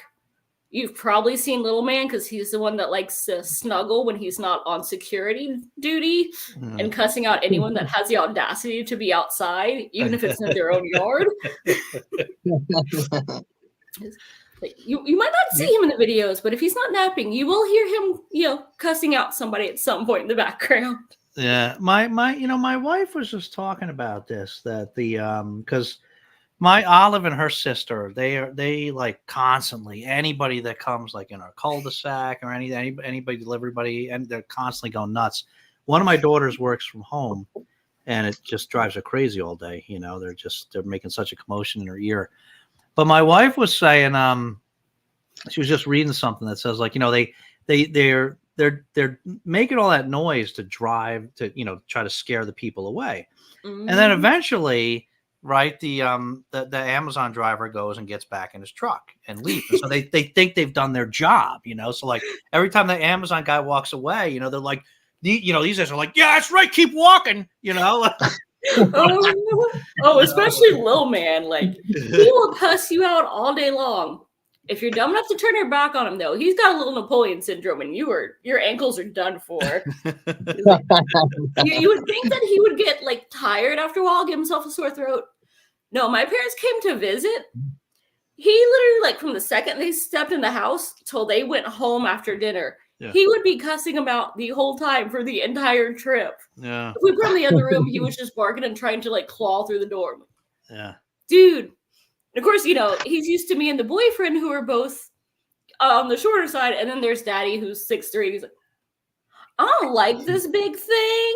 I'm gonna stay out of range, but I don't like this big thing. Yeah, it's funny, right? How they'll like stand 10 feet away, maybe a little bit behind you, and be so vicious with their barks. But he decided he liked one other person. Like the first time we took him to the vet, these two black labs were coming up trying to sniff him, and of course, he was a stray, like half hairless thing that was running around shaking, peeing himself in the grocery store. And we're not taking him to the shelter. He's coming home with me. So we take him to the vet. He's 10 pounds of whatever the heck he is. And there's 2 fully grown labs behind me. Yeah. I can either hide behind mommy and stay away from this scary new person, or I can let her pick me up and get out of the range of the leash and these 2 dogs. Right. That's the only other person he has ever liked. I used to have people come over every week and go, here, give him some peanut butter pretzels. Maybe he'll start liking you. 4 months later, he's still like, I'll come just close enough to take it and then stare you down behind mommy's ankles while I eat it. Yeah. Yeah, that's a funny thing they do too, is whoever it'd be like my dad was just visiting here. That's the thing. They'll bark like crazy, then they'll quiet down to take the treat from them, right? Like, as soon as it's gone. As soon as it's gone, they resume the barking, and it's like, well, like with the group, we have these guys have to get haircuts, right? So we have like around here they have like these mobile groomers. They come in like their little grooming van, and they just take them out of the van for like an hour and groom them and give them the haircut and come back in. And they just had that, right? And like, so the group, they go out, they're in the van with the guy for like over an hour, and they come back in, and like 5 minutes later, when they're getting the other dog, they start going crazy again. And it's like, you remember you were just in there with him for an hour, right? Well, see, that's a problem. Now he's cheating on them. Maybe that's what it is. Maybe it's funny. They get really protective, don't it? It's like Ali does a lot of the grooming. My wife does the grooming of the dogs herself, and they are just fussing around the other one. If I'll be holding one of them, she'll be grooming it, and then the other one will be like making loads of fuss, like as if like it's fine. We're not attacking your brother. It's fine, Yeah. Yeah. Did you ever try to do it, or just your wife does it? It's not wise for me to do it, but she's quite clever with that kind of thing. That's all good. I don't know how. I'll take the ear off. I'll be like, I used to have a nose. It's gone now. Yeah, it was an accident. I love how they have their people and their personalities. Like, I can bathe the pups, but if I try to towel little man, that's offensive because he's a big boy and doesn't need mommy to dry him off. The boyfriend can do it just fine. Yeah. And then Big Girl, on the other hand, will pretend that she got wet and try to bowl him over because she wants to get toweled off. Yeah. But she cannot figure out how to get in the tub for me to watch her. Like, she's 80 pounds, and I have to pick her up and put her half in, and she's like, oh. I guess I can fit in. You ever use the hairdryer with him? Are you trying to get me killed here? I'm just asking because you can't even use a normal brush on her. She will eat the brush. Even if you're not using it on her, she will try to eat it if it's being used on me. Wow. So are you going to say Olive trust the hairdryer? The what? Does Olive trust the hairdryer then? No, so they're completely different. Like, Olive is petrified of the hairdryer, just like the vacuum cleaner. Won't go near it. But her sister Riley loves, like in the winter time, because we have to use the hairdryer because they get all the snow clumps in the hair and stuff. She's so annoying because she loves it. She loves this, like stuff's like a spa for her. She'll go out in the snow just for a minute. She doesn't have to do anything, just so she can come back in and get the hairdryer again. Oh, that is so cute. Yeah, that's brilliant. I love it. It's annoying, but covered in snow, right? Not you. You hate it. You hate it, right? You hate it. She's like, I'm not getting wet. I'm delicate and pretty. Right, we'll catch up on the comments a bit, but we'll come back to Kat in a minute to talk about folk stories, folk tales. You've done loads of that on your channel, haven't you? So lots of grim tales. Yeah. I'll stick with it then. I'm not sure, but that was ages ago. Don't know what that was about. Just Googled it. It was matcha. Do you know what that was? Anyone? No. Were y'all talking like coffee or like tea drinks? I don't know. But apparently it gets more action focused once they get to the jungle. I don't know. Way too much sugar in so many things. Yeah. Well, say hi to Brian. Rage Biscuit. What's the weather like in Scotland? Probably raining. Oh no, it's warm. There we go. That's cool. Make the most of it, Jane. We're really lucky in Portsmouth because we're right at the bottom. When you get like a bit of a disappointing forecast across the country, we're normally got the best option. We're normally like the warmest and the driest, which is quite cool. Don't know why it works out like that, but it does. So I'm happy with that. I went to Hi-Mart yesterday, a Korean grocery store, and stocked up on Chocoppies. Chocopies. Choco pie. Choco Oh, that sounds pie. good. So good. And coming all those like flavors. chocodiles, Crystal? Well, she'll tell us in a second. Inside on the aircon. I read several Crichton books back in the day. Remember, like a Sphere. Yeah, Sphere is supposed to be really good, and that's supposed to be one of his best ones. Yeah. I've seen the film Timeline, and I've got the book to read, but I haven't got to it yet. Yeah, we don't have aircon in the UK. That is true. We don't have air conditioning in the UK. Goodness, I would die without it. It's well into the 90s here. You guys don't use air conditioning? No, when because we're starting to get crazy hot summers now, and we're not kind of equipped for dealing like making the house cooler. So we just go for the entire summer. So yeah, no, we don't have aircon. It's not a thing over here. Not even like the evaporative kind? No. Oh, geez. Nothing. At least just we have that basically in the desert. we rip our skin off and just hang it up to dry. He just walks around topless. Or bottomless, as Jenny said earlier. I can't do that at work, so only at home. I don't know.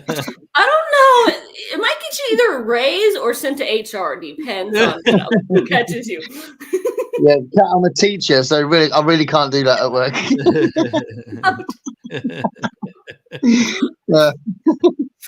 Yeah, well, summer's there. Yeah, well, now we're getting really hot summers. It's true. He's probably talking about me being topless.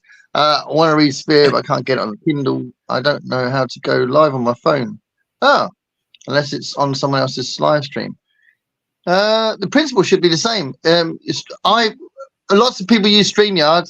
William, StreamYard's really easy. So if you if you make your own account on StreamYard and log in yourself, should be all right. Just give it a go. See what happens. If I've done that one, or just literally go, YouTube, hey, I'm going to create a live and just hit go on my computer. And it just... From YouTube? Mm-hmm. Yeah, that's true. You could do that, actually, yeah.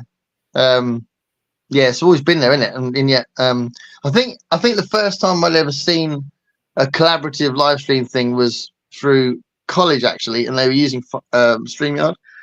So I'd used it for a charity thing I did in honor of my nephew, who it's a long story, but basically I did this sort of collaborative live stream using StreamYard, and then I saw people using it on BookTube, so I used it myself. But yeah, you can do it straight from YouTube. Yeah. Have you ever done that, Dave? Have you ever done it straight from YouTube? No, I go into StreamYard first. Yeah. I wonder what the differences are. I didn't know you could do it. Yeah, I was like, I don't know what I'm doing. So the first time I ever did it, I'm like, oh, hey, there's a live option. Let's see what happens. Yeah. Very low budget. That's the best way to work, isn't it? Payday candy bars. Ooh. I'm a big fan of almonds, so I'm sure I'd like that. The only time I have one is out of my son's Halloween goodie bag. Nicking the candy from the Halloween. You're supposed to give it to the kids. That's what's not going right, on? Heidi. You gotta play, there's a Halloween candy tax. My brothers used to try to, extort me, but that didn't work too well. It's not the only one that's missing, Crystal. Can't get Prey, Rising Sun. Oh, these are Crichton books, aren't they? Oh, not available on Kindle, I think they were saying. I didn't realize he'd done so many. I just know him from like the Jurassic Park stuff. And we got some bad memories. Yeah. What is that brown sauce? That's Daddy's brown sauce. So I was going to try and find. Oh, I've got my glasses. That's good. I'm going to try and find a description. I don't know. It tastes really nice, but I've no idea what it is. It's like a barbecue kind of sauce. That's what it looks like. It looks like barbecue sauce, but barbecue sauce is very different. You can get barbecue sauce as well. This is special. This is, what does it say? Uh,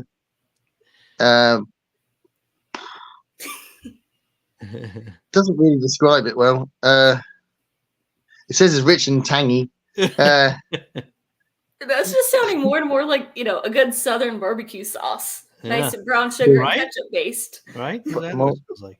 It's got malt vinegar, barley, molasses, starch, vinegar, date paste. Don't know what that is. Yeah. Concentrated tomato puree, ginger, allspice, black pepper, ground cloves, dried garlic, dried chili, and ground nutmeg. Yeah. Oh, that sounds good, actually. It's like the UK US terminology thing. Like his barbecue sauce is probably like our jelly, Like that sounds like barbecue sauce. Oh, I was listening to those greetings and like, yep, they added a few more spices, but yeah, that sounds like barbecue. Unless you go to the wrong place. I have seen, white and yellow barbecue sauces, but they're wrong. White and yellow barbecue sauces? Yep. Like if you do, there's a certain part in North Carolina where it's mustard based, and apparently some certain areas of Texas, they have a white barbecue sauce. Oh, okay. I've had the yellow. I'm not a fan. Never had the white. Yeah. What about that, Brian? Have you had that white? Was it Texas you said is the white barbecue sauce? That's daddy sauce there. It's the same with Peter Bentley's books. You've got two conversations going on here. You'd like Timeline. Oh, yeah. I just mentioned Timeline. I can always go back. Yeah, it's a good film. And they go to France, don't they? Yeah. Okay. Brown sauce. Kept it simple. Yeah, kept it simple. Exactly. It's brown and sauce. It's just impossible to describe to Americans. What does it take? I don't know. It's rich and tangy. Yeah, big cat boy. Big cat boy. Oh, probably Jackie Boy, who is hiding in the corner now. Yeah. No, there. Jack looks for a big cat. Yeah, he was 13 pounds when he escaped. 9 when we found him, and then I put him on a diet because he got up to 19 pounds. Whoa! He gained weight when I took away his treats and started cutting back on his portions. I have no idea how he did it, but I can relate. Gained weight in protest. Mm-hmm. I had to resort to physical books eventually. Had to resort to physical books. Physical books are awesome, Jenny. You're crazy. I know. I haven't read. Have you guys read? I haven't read eventually. No, but again, I've almost read Jaws. He's not read. I don't think he's written that many books. But obviously Jaws is a famous one. Okay. But I've almost read that on the last 2 Garb August events. Because Jaws obviously fits Garb August and killer animals. Right. Mm-hmm. Not the best shark movie, but it is a classic. What is your favorite shark movie then, Kat? Honestly, I'm gonna go with Deep Blue Sea. You get a lot more sharks in that one, and I love all the commentary. They're just so out there. Jaws, there wasn't nearly enough shark going on, and not enough violence in that one. Probably none of them hold a candle to Sharknado, right? There's how many of those now? Like 6? Yeah. What? There's about 6 of them, I think. Yeah. There was one I watched with a 3-headed shark. I don't know which one it was, but it looked ridiculous, obviously. Oh, that sounds like a terrible Sci-Fi Channel movie right up there with Sharknado. Yeah, it was. I watched it on the Sci-Fi Channel. I was like, and for some reason, I stayed watching it. I watched it at the end. I was like, what am I doing? I'm wasting an hour and a half watching this bollocks. So there we are. They're horrible, but they're somehow still so much fun, especially if you watch with other people. They are perfect fodder for just talking junk. Yeah. They're good to watch when you come home pissed with your mates and you got a kebab and you got cider and they're going to watch Sharknado. I think that works. Yeah. That would be a good video. That'd be a good video to do, right? Movies that are so bad, they're fun. Yeah. Yeah, it would be like Mystery Science Theater, wouldn't it? Yeah. Oh, your that own would be a good version. one. I would watch that. Yeah. Right. When you go to the Jersey Shore, you can get a famous cherry lime Ricky drink. There's also the famous key lime pie. Yeah, I've heard about the key lime pie. Oh, it's so flippin' good. Yeah. I might be able to try some of that when I go to New Orleans, mightn't I? Or New Orleans. New Orleans. I don't know. I mean, it's different. Don't know. They might do it slightly different, but you'll still get, they're close enough to Florida where you get the key limes, and there should be some really good ones. Choco pies are kind of like a moon pie, but so much better. Yeah, that's Well, you can't go anywhere but up from a moon pie. I've never been a fan. No. Right, this fighting talk. Crystal's going to be the what? William says timeline is on my wish list. Yeah, it's on mine as well. I own the book. I just haven't got to it yet. No aircon here. We've got fans. Oh, we don't have fans either. Well, you can buy a fan.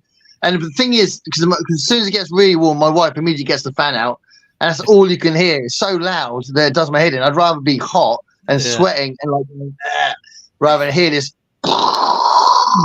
from this huge fan that she's set up next to the TV. So I'm not a fan of fans myself. You got like an Is your aircon really loud in your way? Is your aircon really loud? I think it depends, like what kind of AC you have and how old it is. Like, right. We just got ours, fixed a little bit ago, so now it's nice and silent and works. Before that, it was like, I don't know, like 15 years old, and you could hear it kicking on and hear the belt going, and you were glad it was tucked into the corner of the hallway and not anywhere near the living room. Right. Yeah. Yeah, it doesn't matter when it's a really loud fan. I'd rather it wasn't there. Plus, any excuse to take your shirt off, right, Gareth? Any chance to be topless, show off those muscles. Right, who's gonna start waving the dollar bills? Choco pies are from Korea. Well, yeah, because Crystal did say that she went into a Korean shop, wasn't it? Yeah. British homes are designed to retain the heat. Oh, jeez. Yeah, so when it gets hot, it's crazy hot. But yeah, I mean, was it 2 years ago? We had that insane summer where we were just dripping all day. I reckon it's going to be another one like that this year. So, don't know. Luckily, I mean, because I'm a teacher, I've got the summer off. Like teaching and getting the students to do something when it's that hot, I can't imagine what that would be like. So it's bad enough when it gets a bit hot and they're going, "Oh, it's too hot to do anything, Gareth. I can't do it." I feel like that at work these days. I'm like, just ask you to stand up. What's the matter with you? I haven't asked you to do anything really. Just stand up. No, I can't do it. It's too hot. Can't do it. I remember those days. I'm pretty sure we drove our teachers nuts too, especially. I don't know if it's as humid there, but in Georgia, anything over 75 degrees, you want me to like move or go outside? What are you on? That's not happening. Yeah. Oh, kids. Yeah, William does use StreamYard. Small dollars, unless they actually pay you well there. In the U.S., not so much. Right. So William can't use it on his phone, which is a bit weird, isn't it? It's a shame. StreamYard's got more options, things you can do. I started lives on YouTube, but prefers. Oh, okay. So Elaine says you can do more on StreamYard. Yeah. So can you operate the comments like we do on YouTube? Kat?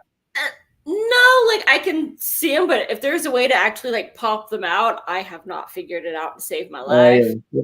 That might be one of the things then maybe. Oh yeah, just like displaying comments. There we go. Meg movies all the way. Yeah. But those are not bad. The first one isn't. I haven't watched this. I think there's a second one, isn't there? Yeah. I think it just came out, didn't it? I know it's on Netflix, but I don't think I've gotten around to actually watching it yet. So is it worth seriously, because I've thought about it. Is it worth watching? I have I haven't no seen idea. it. I mean, it isn't just like a shark movie, and it is Jason Statham, so there's potential there. Yeah. Dave, are you sold on Jason Statham? Do you want to stare at Jason Statham's body and laugh after him? No, I mean, I got you every other Thursday here. I don't need Jason Statham. I don't think that he's one that I would stare at, but you can count on the action. Yeah. So you just like that. You Fair imagine enough. that he would rescue you from some situation somewhere. I think that's what it is. I think I would go with the guy from The Witcher instead. If I get to have my pick. Okay. Which one? Henry Cavill. Henry Cavill. Henry Cavill. Okay. Mhm. You know, I want when I was laid up with I had a foot surgery, and when I was laid up for that, I that's one of the shows I tried. You know, it was okay, but I only made it like 7-8 episodes in, and then I gave up. Did you really like that one, Kat? I'm biased because it did have a lot of eye candy. I liked how it was going until about halfway through the first season. You're like, oh, you thought this was like a linear story, and it made sense. Just kidding. No, this has actually been jumping around. The second season, they actually are like, oh yeah, this is what's happening in each episode. So you can actually follow it instead of having like your mind mess with. So that one I like. Okay. I still haven't made it to season 3. You watched it, Gareth? Right. I watched the first either 2 or 3 episodes, and that Bard was getting on my nerves, so I stopped watching it because he was doing my head in. I was like, "Shut up!" You know, the guy that sings with He him. does get his butt handed to him a couple times, so that's kind of fun. He definitely started out as an idiot. Right? Is he supposed to be annoying? Is he? Because he's definitely annoying to me. By the second season, he's still annoying, but not nearly as much because Yennefer and Geralt have both talked crap, and he's been, through a few things and learned maybe I should shut my mouth on occasion. Okay. Might save some of the abuse. Yeah. I could get back to that. I also need to get back to The Boys because oh yeah, I saw the first. Yeah. Yeah. I saw the first season, and both my kids keep telling me, "Dad, what are you doing? You need to watch the rest of it." And I really loved the first season, but I just haven't got around to watching the rest of it. Have you watched The Boys, Kat? I have not actually. I've heard of that one, but I'm one of those. I almost never watch TV except for as background or when I'm going to sleep. So I've got to put on something that I've already seen 1,000 times so that I can kind of ignore it, but not hear what's going on in my head. Oh, right. Yeah, that's one of those shows. It's like full attention. Like either you watching that, you're not doing anything else. Like I'm not good at those. Yeah. That show is. Oh my god, that's like one of the. I watched the first couple seasons. I got to catch up. I still have something to watch. That show is like one of the most intense shows that I've ever seen. Apparently, the new season is the most violent thing my son's ever seen. Oh my god! Oh, nice. I don't know how that's. He said his girlfriend felt sick watching it. I don't know how that's Is she possible. easily like grossed out though? No, she's not.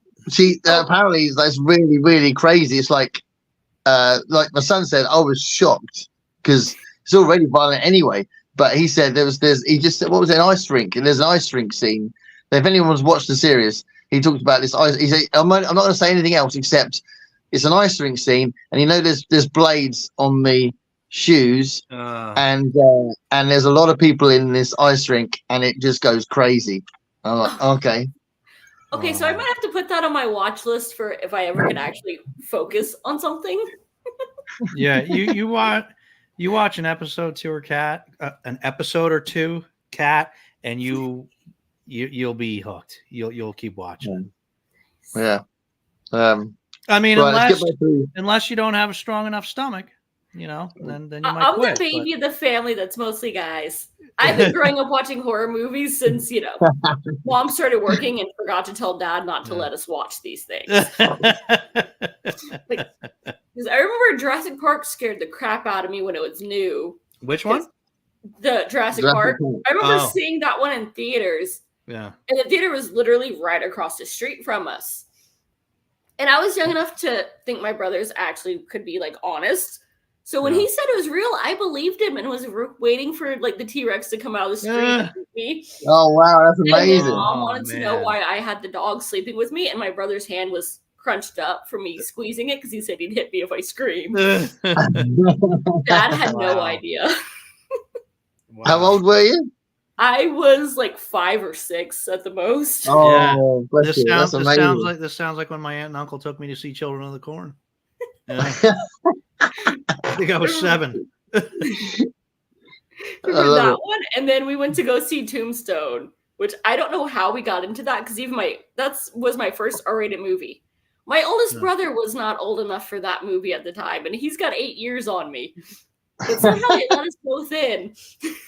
Wait, Tombstone, is that the Western? Or Yeah, okay. With all the everybody shooting up and bleeding out of the guts and everything. Yeah. I think in the old days people were more relaxed about who came in the cinema, weren't they? And now they're kind of like really tight security, aren't they, nowadays? But they're just making sure you don't sneak any snacks in. So speaking of Westerns, are we okay on comments here? I've got to catch up a bit. Keep hold of that thought for a second. Let's try and get back. So no fans and supporters, that's probably only fans comment. Cat, I have a brand new central air conditioning unit and it's loud. I guess they've not invented silent ones yet. Yeah. I have, what was it Daddy got us? It's a Train, I think was the brand, and it's supposed to be quieter than some of the other ones. So depending on what brand you got. I missed the comment. Can't forget Sweet Girl. Does anyone know about Franny? Oh, that's my big girl. No, big headed. Oh, right. That's cool. He doesn't get himself. I didn't get myself. It's a common theme. Well, I will get myself, but not on camera.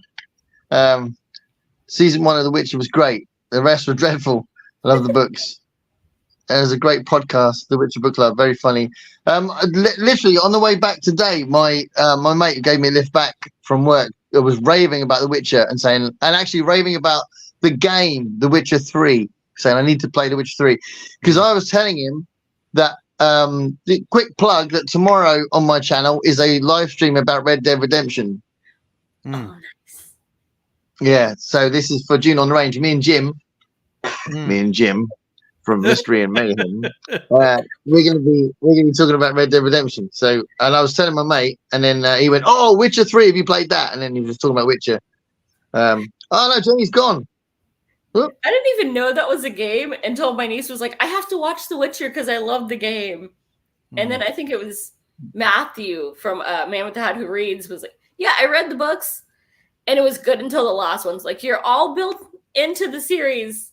And then the last book is just an utter disappointment. Well, I read 7 books in and then be upset about it. Yeah. Oh, we need to get Matt on the show, don't we? Matt's cool, isn't he? Yeah. I don't know if he ever watches the show, but he'll watch it when he's on. Yeah. I think he's usually working the theater around now, so that might be why. He'll like sneak in and comment a little bit and then go, "Oh yeah, I'm supposed to be at work."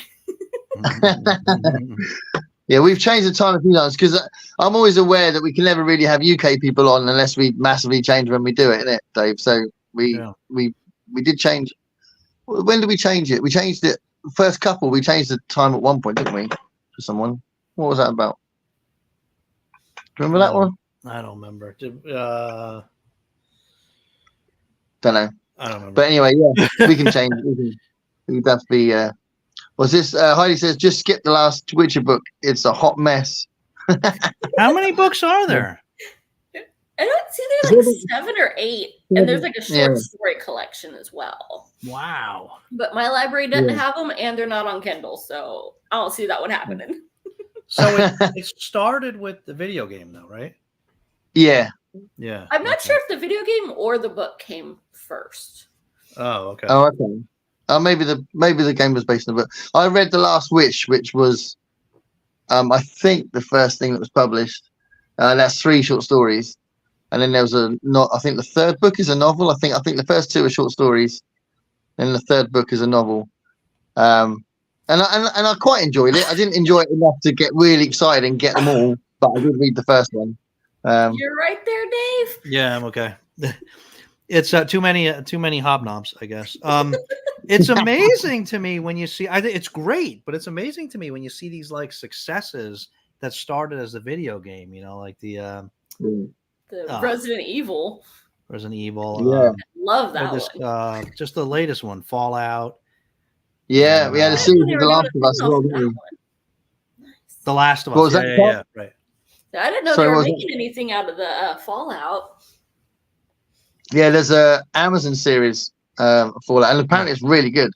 Oh, it's like a runaway hit. Yeah, Yeah, it's really cool, and it's different. It's like just it's cool. You know, it's like that futuristic sci-fi story with everything, but it's just whacked. You know, it's like it's just I assume it follows. I didn't play the game, but I assume because it's following the game. It's like it's just really whacked. It's a lot of fun. That's another one. That's another one. You'll be hooked right away. You watch the first episode, you'll be hooked. It's on Prime. It was on Prime, Gareth? Yeah, it's on Prime over here. Yeah. Yeah. I don't know what I mean. It kind of varies from country to country, doesn't it? I mean, we had the Picard series on Prime over here, but I think it was probably on Paramount Plus over there. Oh, maybe. Yeah.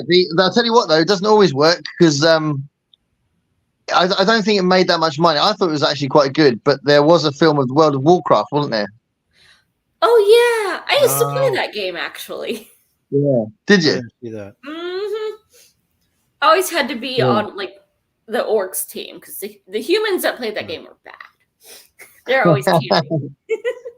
Yeah, Fallout is on over here. Fallout is on Prime, or if you don't have Prime, it's actually you can watch it on Freevee too. You know, it's just free. You just got to watch the commercials.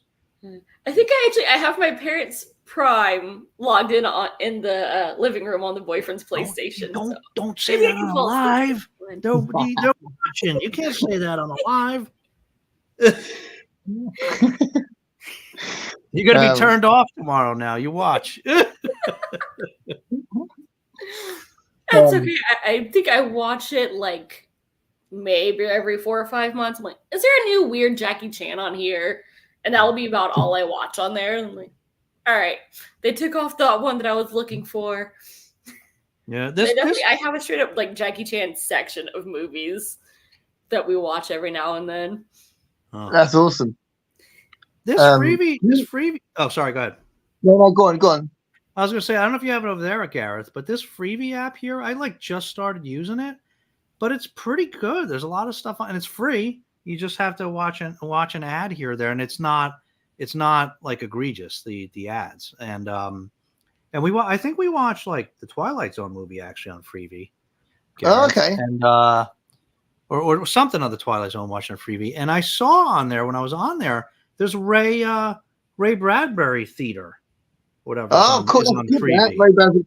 There's a really good version of Sound of Thunder on the Ray Bradbury Theater. Oh, okay. Which is my number one favorite short story. Is that okay? I can see that. I can see that. Yeah, that is a great story. Yeah, it's amazing. That is awesome. But it's actually a legit version because they did make a film called The Sound of Thunder where they changed it completely. They added loads of extra stuff that didn't. It was just ridiculous, and I was just like, "What are you doing?" But the version that's on the Ray Bradbury Theater is really good. Good. It's a short story. It's only like 15 pages or something, isn't it? So how you'd make a 90-minute film out of a 15-page story, you know? So that's why they had to change it for the first one. They had to take a lot of liberties to make. They had to like change it so they could, make it long enough on the first one. Yeah. Completely butchered it.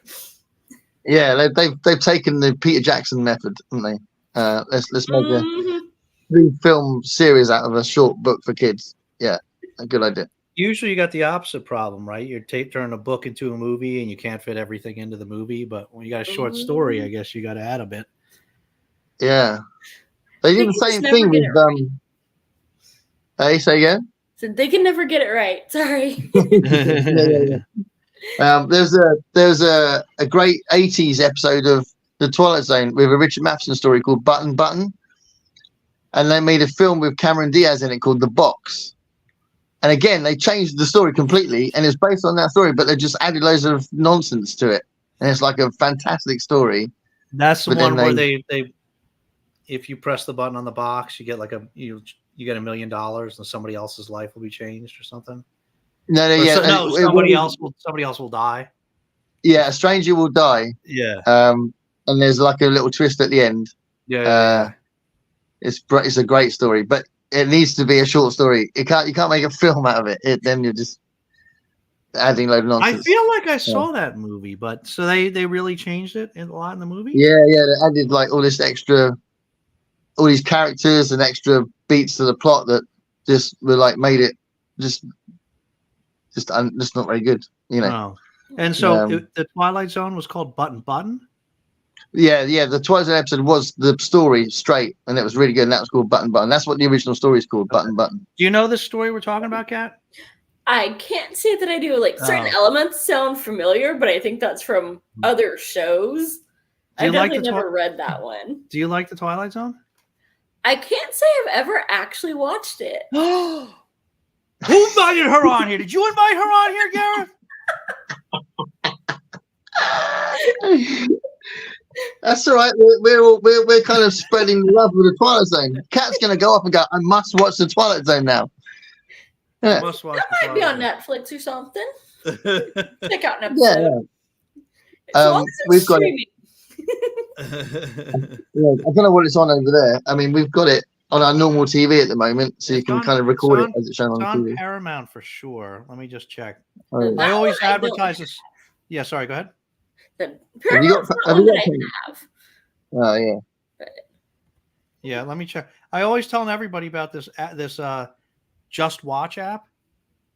It's a free, and you just type it in any movie, any TV show, and it tells you, it's very accurate. It tells you everywhere that you can stream it if you have the service, everywhere you can rent it, everywhere you can buy it. It's great. Oh, dang. Twilight Zone. I know it's on Paramount because that's where I watch it, because I need that service because my one daughter is like obsessed with the show Survivor, and I'm obsessed with all the Star Trek shows, and so that's one we need to have. Yeah.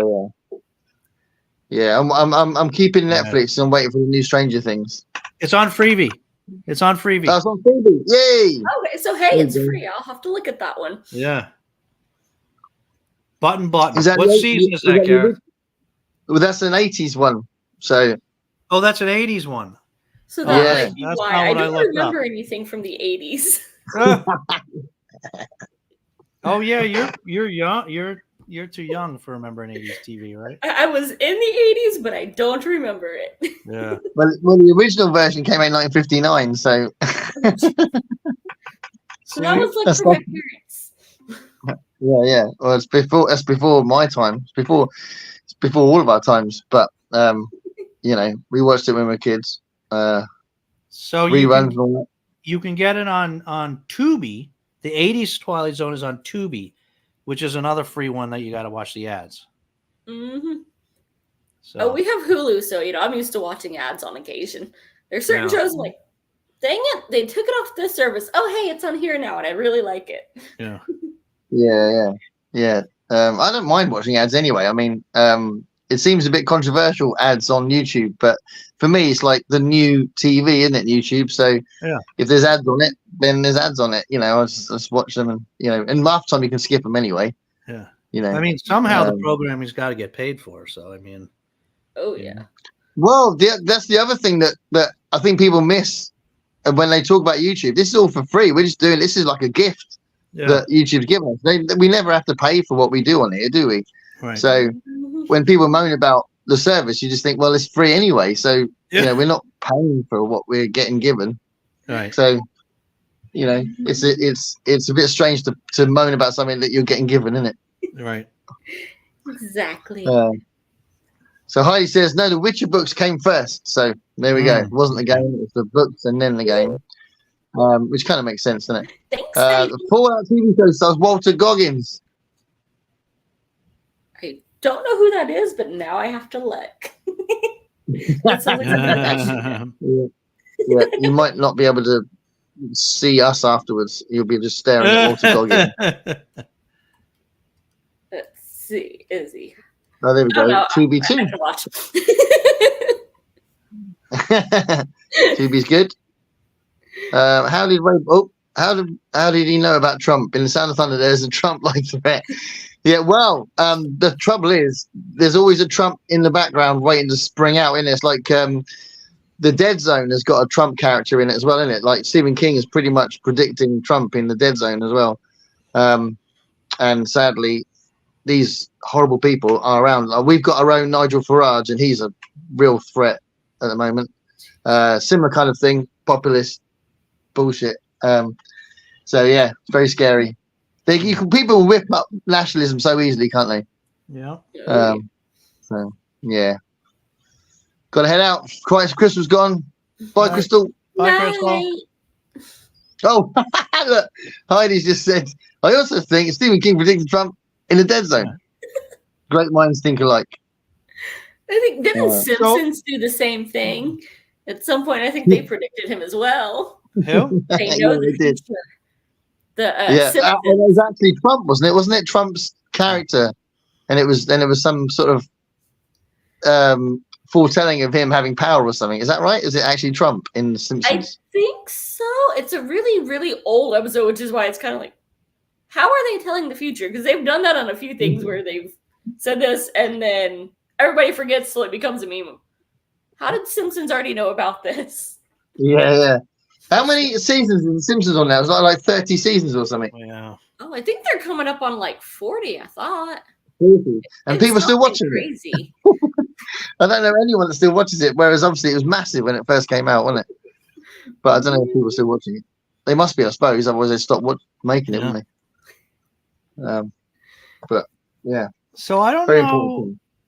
I should probably be embarrassed about this, but I don't really know anything about Dead Zone. I'm like, so my Stephen King experience is like basically nothing. I'm So right what- there with you. Oh yeah. I know the It's one name, of these, and that's it. Yeah, it's quite an early one. So I think it was like came out in the late 70s, I think. And there was a film of it. David Cronenberg made a film of the Dead Zone, and Christopher Walken played what's his name? The main character. And it's like about a guy who can if he touches someone, he can see a future version. He gets like this vision of a future version of their life.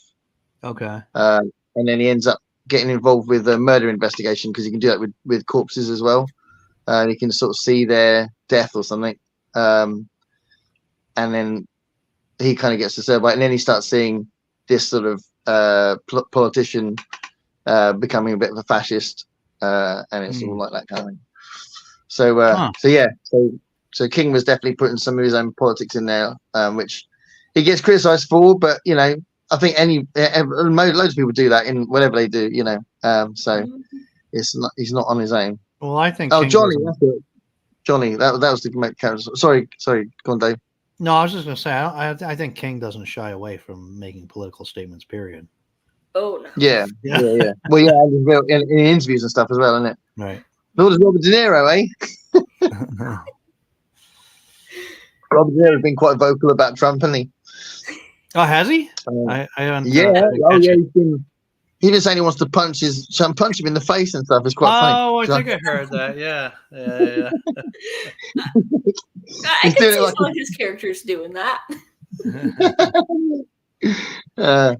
Yeah. Okay, so to do YouTube as a full-time job, you would need monetization, sponsors, and Patreon. That's why YouTubers get mad when specific videos are demonetized. Yeah. Well, most of us are not doing it for a job, so if we're getting this service free of charge, which is very cool. And even the ones that get paid by monetization, they're still getting given the service for free, aren't they? So people do forget that, I think. Yeah, Johnny, Elaine's just saying Johnny was the character's name. But yeah, it's a really good book. I think it's one of his best. It's quite big, but a Stephen King for you, isn't it? Oh, he's a little terrifying. Yeah. And Heidi says, watch The Dead Zone. Martin Sheen's the politician. Yeah. Okay. Is it Heidi? Would you recommend I go ahead and watch that without having read the book? Yeah, you could do. Yeah. And it's quite close to the book, I think, from what I remember. But it's a great film. I mean, it's one of Cronenberg's first kind of commercial films because he made some of the like indie stuff like Videodrome and stuff, didn't he? And Shivers and that. And then Dead Zone was like a mainstream one. I suppose that's the right way of saying it. A mainstream film. Okay, we'll watch it. Should we talk about what we're reading? Yeah. What are you reading, Kat? What are you reading, Kat? I've got two going. I've been trying to read a Dean Koontz novel, and every time I sit down on the couch to read it, little man lays on me and puts me to sleep. And then I have a fantasy series that I found on Kindle Unlimited that I am loving it. It's by Stephanie Meyer or Shannon Meyer. Stephanie's the other one, and it's the Desert series. It's the main character she's supposed to be a lion shifter, but unlike everybody else in her pride, she shifts into like a little 5-pound black house cat. But she's got quite the attitude to go with it. Like this one, she just almost killed her ex-husband. Her and her little tiny hangs out like a scarf dragon. What's the name of it again? I'm just loving the attitude on this one. What's the name of it again? The first one in the series is The Witch's Reign. It's a 9-book series. I just started the second one yesterday, and I'm already 200 pages in. Oh, well, it must be somewhat addictive, I guess. So do you know if Shannon and Stephanie Meyer are related? Or is it just a coincidence they got the same surname? There's just a similar name. Like Stephanie Meyer does like the fairy tales, and then Shannon does full on fantasy. I just like randomly stumbled on her and was like, oh, hey, it's witches. There's a dragon on the cover. Oh, this is actually pretty good. It's a YA novel, but I'm loving it anyway. That's one of my go-tos. They tend to like fly through. Right, yeah. Is Stephanie Meyer do Twilight, or have I just made that up? Twilight? Stephanie Meyer does. Myers with the S does like the Lunar Chronicles, which is basically futuristic fairy tale retellings. There's too many with very similar names. Even though I have to think about for like, which one wrote this one? When I've got to where I'm like, I'm just going to look up this book title so I don't accidentally go with the wrong one. Who's the one that does Twilight? It's like the same name, right? Yeah, I thought so. I thought it was Stephanie Meyer, but it's just singular Meyer. Go on. Yeah, that's right. I'm giving them like I just look up the book title that I want, so I don't accidentally type in the wrong one. Yeah.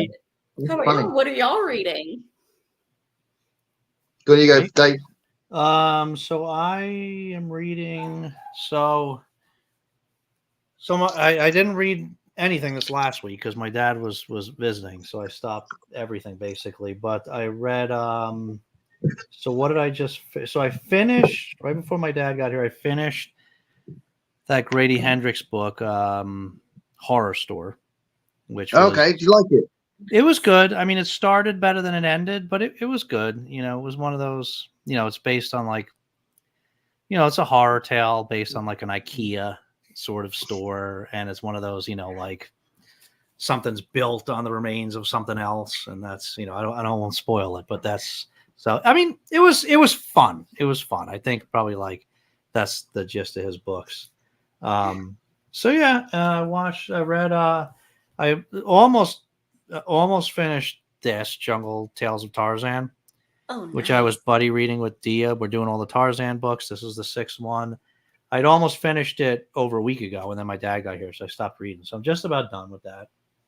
I am reading, a short one called this was not planned. It's one of those ones that wasn't planned. The Poison Belt by Arthur Conan Doyle.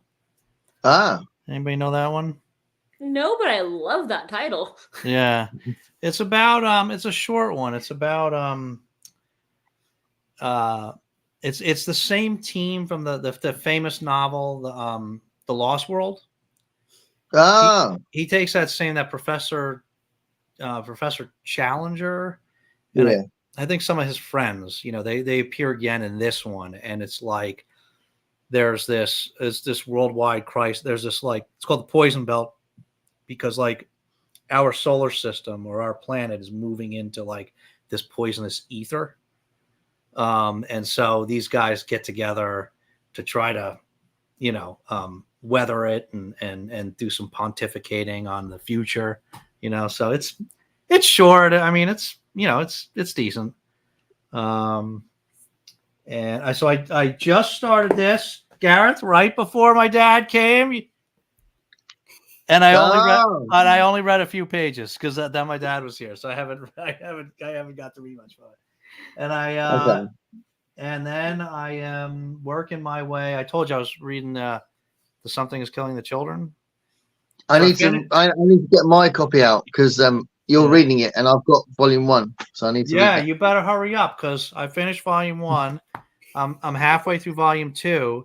So my daughter gave me these for my birthday. She saw how much I was enjoying them. So then Father's Day came around, and she gave me 3 and 4. Nice. So you better hurry up, man. I've only got volume 1. You're already behind, man. But I am going to try and, if I can, I want to read. I'll talk about what I've been reading, but I do want to get to some graphic novels by the end of the month if I can. I want to read a couple of more things, but if I can, it'd be good. But I did. Did you see it? Did you hear my message on Voxer that I've done the Terry Pratchett video? Yeah. Do you read Terry Pratchett, Kat? I've read one of his. It was something in Discworld. I can't remember which one it was. I didn't love it, but I think that's because it was recommended to me by somebody that just absolutely hyped it up like crazy. Yeah. And every time that happens, you're like, okay, it should be way up here, and it just can never live up to that. Yeah, it's dangerous. Yeah.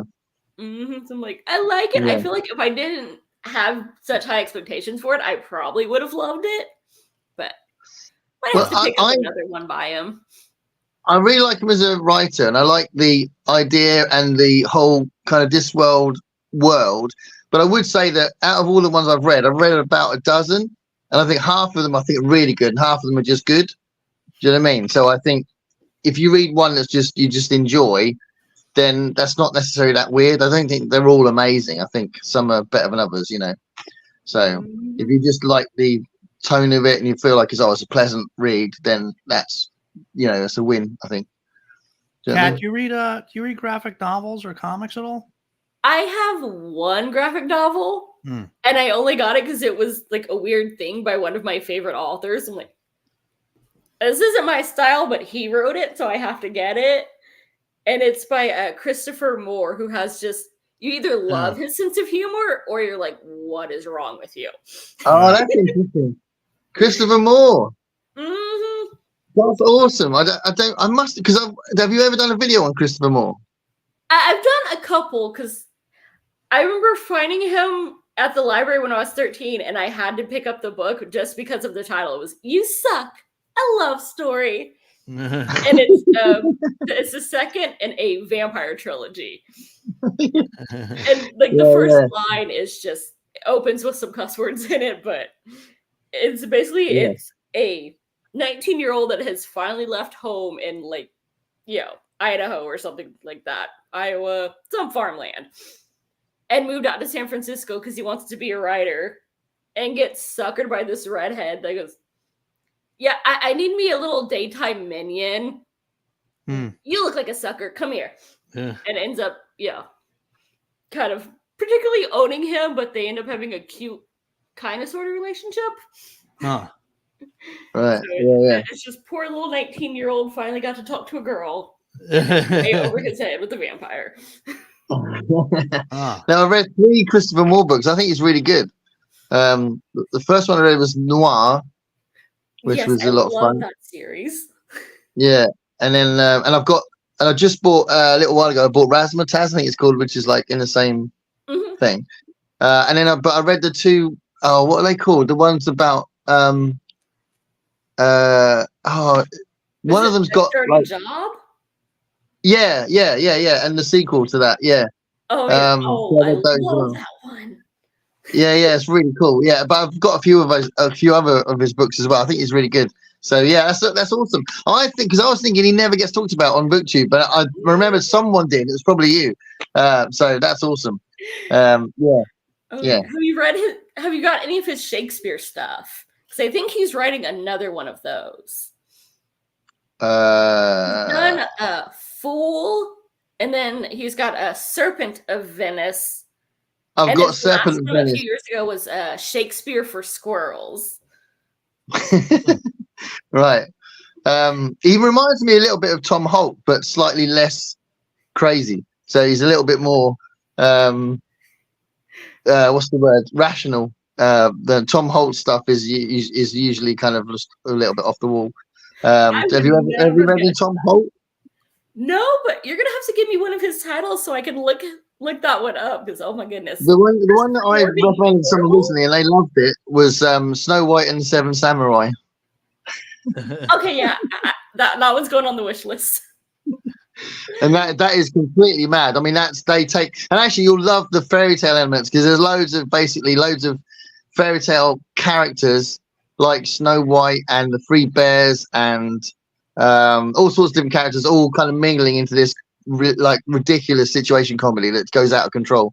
So you'll probably like it. Yeah, Snow White and Seven Samurai. Okay, I'm so looking that up later. Hopefully it's on Kindle Unlimited or something that I can get for free or cheap. Gotta watch that budget right now. Once I win the lottery, the whole house is gonna be a library. Yeah, absolutely. I can relate to that. Yeah. Yeah, I'm going to do a big unhaul again this summer, so I've just been thinking about it. So I'm hoping that I won't be just like, no, I'll keep that. No, I'll keep that. No, I'll keep that. And try and be a bit severe with it. It's hard to unhaul because I might change my mind and decide to like it. Maybe I was in a bad mood that day. Yeah. Well, and you might end up buying the book back again, which seems a bit pointless, doesn't it? So yeah. Like I forgot I didn't like it. It had a cool title. And you start reading, oh crap! I remember this book. Yeah. I don't understand unhauls. I really don't. Like when I watched Gareth do that, it made me sick to my stomach. Like I only consider getting rid of books for two reasons. Like one is I have both the hardback and the paperback of it. So do I really need both? Yes, or because I'm giving it to somebody else to read, then I'll give away books if I'm giving it to somebody to read. But other than that, I would never get rid of books to bring them to Goodwill or something like that. I don't get it. I mean, I would say that, but I've read some bad books. I'm like, this needs to get out of my house. I'm mad at this book. Well, I was trying to get rid of stuff that I felt like if I did get to it, it'll be like years away because I've got all these other things I need to read. So it's kind of like, do I really need to keep it? I was trying to be a little bit more, just a bit honest with myself, just to create loft space, really, I guess. Yeah. So that's kind of what I was thinking. It's just space, isn't it? Because I'd love to have not sold any book ever, but I haven't got 3 houses, so. Right. Like I've only got 4 bookcases, and they're already full. Yeah. That's the issue, and it's store lumber and build another one. Build an extension just for your books. Jack's room was originally supposed to be my library. I'm like, all right, we'll kind of like get him less nuts and start being able to move him back into the house, and we will paint that horrible yellow room and just put all my bookshelves in there. 5 years later, that room is still yellow and it is still his room. So the living room and the dining room are my libraries. Yeah. Wherever you can fit them, Wherever you can fit them. Yeah. Well, I've got 2. I got 2 big bookcases now because I had one anyway, but there's another one that's been put in there because basically my wife's going to have the spare room. It's a long story, but basically she's obsessed with prints and she's going to have it all about all her print stuff going to be in there. So that's fine. But it does mean the bookcase that was in there is now in our bedroom. So I've got 2 big bookcases. So I did a video where I was filling up the bookcase a little while ago. but actually that does cover. I managed to get loads of books from the loft, and I just thought I'm actually going to see what else I can take from there and just try and be a bit brutal. So that's my mission in the summer, to see if I can, because I've got quite a lot of books from the loft now. I feel like I've got quite a lot of books that, I mean, I had 1,800 books when I counted them last year, which is ridiculous. I don't need 1,800 books. Good at like 500. Yeah, exactly. So I've got probably about 1,600 now, but I need to get rid of some more. I won't even try to count mine. Yeah, go on, count them. I'd probably get upset if I Now you got me curious. We got to know. Yeah, you got to do it. You got 2 weeks to count them. Maybe I will. Give me about 2 weeks to count mine. To be fair, I don't think I have 1,600 or whatever you said. I don't think I have that many. Yeah, well, maybe you'll start relating to the unhaul thing once you get that many. Yeah, right. What do they say? I think they say, is it 1,000 books? They say makes a library. Yeah. Library? So you're literally a library, Gareth. Yeah. I mean, I've got lots of different kinds of books. That's the problem, because if I got rid of my history books, if I got rid of my philosophy books, if I got rid of my books on music, if I got rid of my fiction, do you know what I mean? There's so many different genres of fiction as well. It's like, well, that's why I've got so many, because I've got lots of different types of books, I mean, I have, 49 Mad Magazine books. That's just the Mad Magazine one. Yeah. So they do pile up, don't they? So Heidi's just commented about Christopher Moore. I tried reading Lamb, Story of Biff, and it was not my type of humor. I think that's the same one Matt tried, was like, no. It's like, this line made me giggle, but overall, no. Well, I've got that one, but I haven't read it, so I don't know what that was like. John at Talking Story loves Christopher. Okay, so I'll check him out. So he's done a Christopher one. That's cool. Unhauling is understandable if people have just too many books. What I don't understand is filming an unhaul. When you're filming a haul, it's just a way of talking about books, isn't it? I mean, the whole booktube thing is weird, William. We're just talking about books. My wife thinks that we're crazy. So, when we buy a load of books, I'm going to talk about the books I just bought. I'm sure that's a bit weird, really. But there we go. We love it. We love it, don't we? Talking about books. That's right.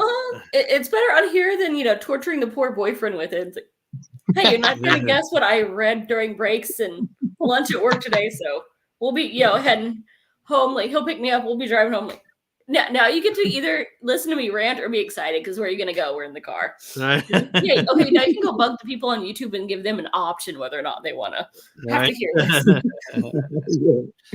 Yeah, there's a members only or something. But lots of people are doing that now, like members only. But that's I'll probably do an unhaul, but I won't make a video.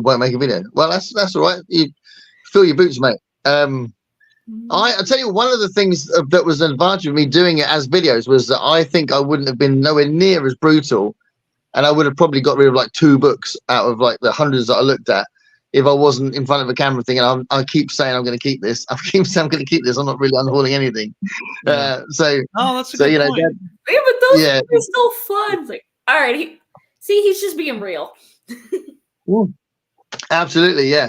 But it made me, because I don't want to get rid of him. I was just making space and stuff. So I think it just gives you that extra motivation to think, well, I'll make an interesting video out of it. But I've enjoyed watching other people's videos on it as well. So it is a strange thing, though, BookTube, isn't it? Let's face it. We're just sitting in front of the camera, just talking about, oh, I read this today, and I should read that now. Or, oh my God, I read this. Well, reading sprints where we read together in different houses.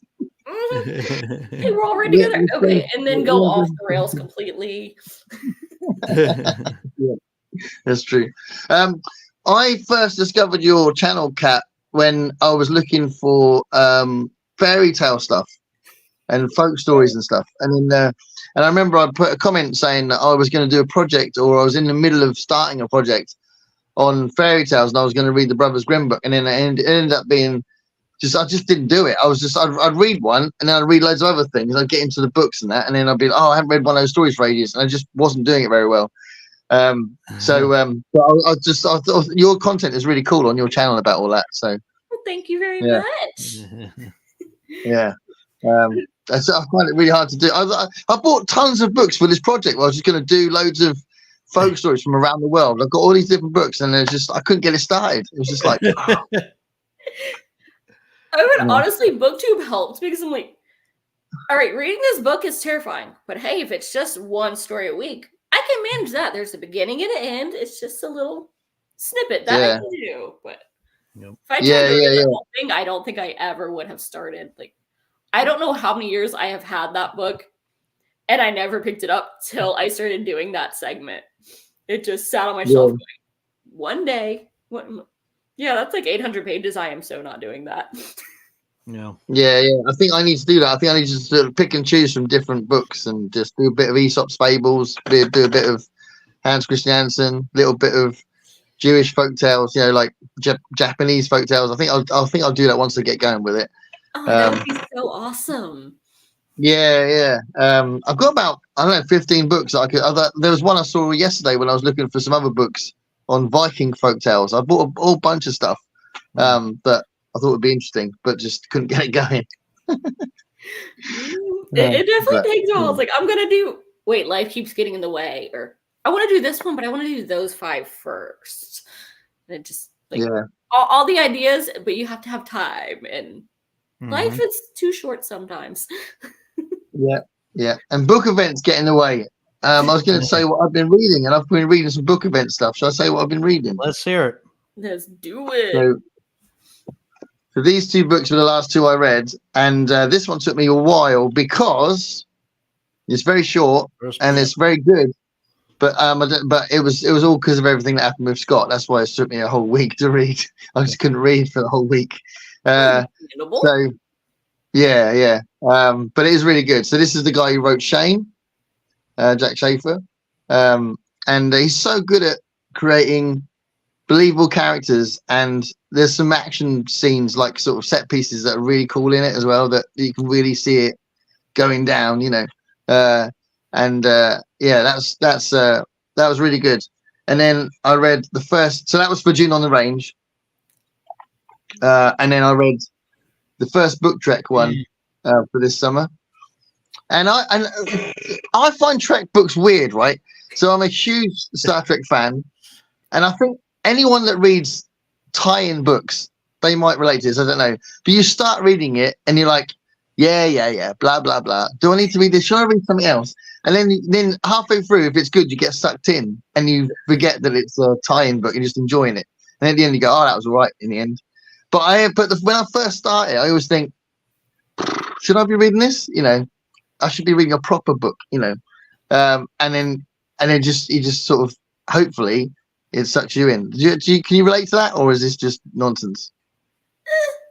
The only ones that I've kind of done it for have been like gamer books, so you don't really know what's going on and be like, I've seen this already. Some of them I have gotten into, and other ones like, this is why nobody knows about this. But it always was the ones that I found was the Diablo series, and every single book is written by somebody else, so there's no real flow to it. Like, I've had ones that I absolutely loved, so I got all excited and found the second one. I was like, this isn't the same. I'm sad I bought this now. Yeah, what about you, Dave? I mean, when you read a novelization, do you find it's like, do I need to read this, and then you end up getting into it, or do you just like not feel like that?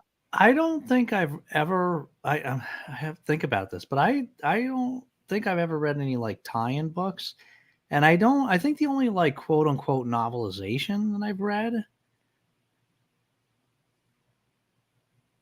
Yeah, I think the only one that I've read is last Carb August. I read one of those numbered Star Trek books by James Blish, where he does like a number of the episodes, a short, 6 of the episodes. So those were like mini novelizations, I guess, because they were actual episodes.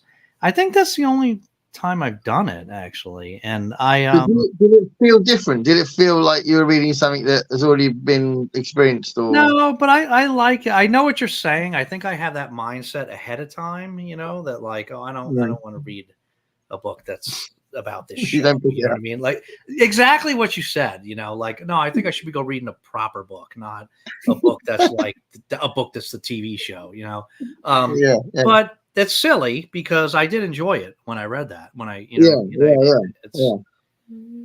so Yeah, I I don't ended up know. enjoying Guilty that one. pleasures. Yeah, I guess it is like a guilty pleasure, I suppose. Yeah, but it's just really funny that it has to sell itself to you in the first sort of Yeah. 50 pages, and you don't give it the same status when you first start it. You're like, oh yeah, this would be nonsense, and then you end up enjoying it. I Yeah, don't know, it's like funny. it's like the same thing when Olive read those Monsters of Grim Lake smut books, you know, and you know, like everyone reading, you're like, oh, what a waste of time. You know what I mean? I should be reading like a real book. You know what I mean? And then Olive said that she really enjoyed those, though. She had fun with them. Yeah, You know what I mean? yeah, And yeah, so, yeah. I I was mean, interested. There's real right? insight into Olive's personality. That was. Right. I mean, you did say that. You said you enjoyed them, even though they were like total trash, right? Yeah. So, Like, how many treats do I get for taking the blame for this? Like, oh yeah, I know I'm getting some. I've seen there's a couple channels I follow just because I'm like, I will probably never read this. That is not my style, but the way they talk about them is just hilarious, and it's all like monster smutty stuff. Yeah. So I did end up reading one. It was My Gingerbread Ever After. And it starts off with the guy complaining because his junk got turned into a candy cane. Like, wow. Like, okay, I have to read this because it's just freaking hilarious. Like, now I know why people read these, but do you generally I would not be wanting to get caught on the bus reading that. Do you generally like that kind of like smutty stuff? Okay. Not too much. The couple books that like I found it, I'm like, I was expecting this story, and it became the background to what they were doing. Yeah. I love the other series by this one author was Annie Anderson. She did an urban fantasy, and I freaking loved it. So I'm like, she's got another series with demons. By the second book, it's just nonstop orgies. I'm like, where'd the story go? She had attitude in the first one. Is it labeled as fiction, or is it just labeled as fantasy? And the sexual stuff is supposed to be urban fantasy. I'm like, all right, she's supposed to be guarding like a hell gate and keeping the demons from getting out. And now she's hooking up with 5 of them. That's amazing. I'll tell you what, I didn't really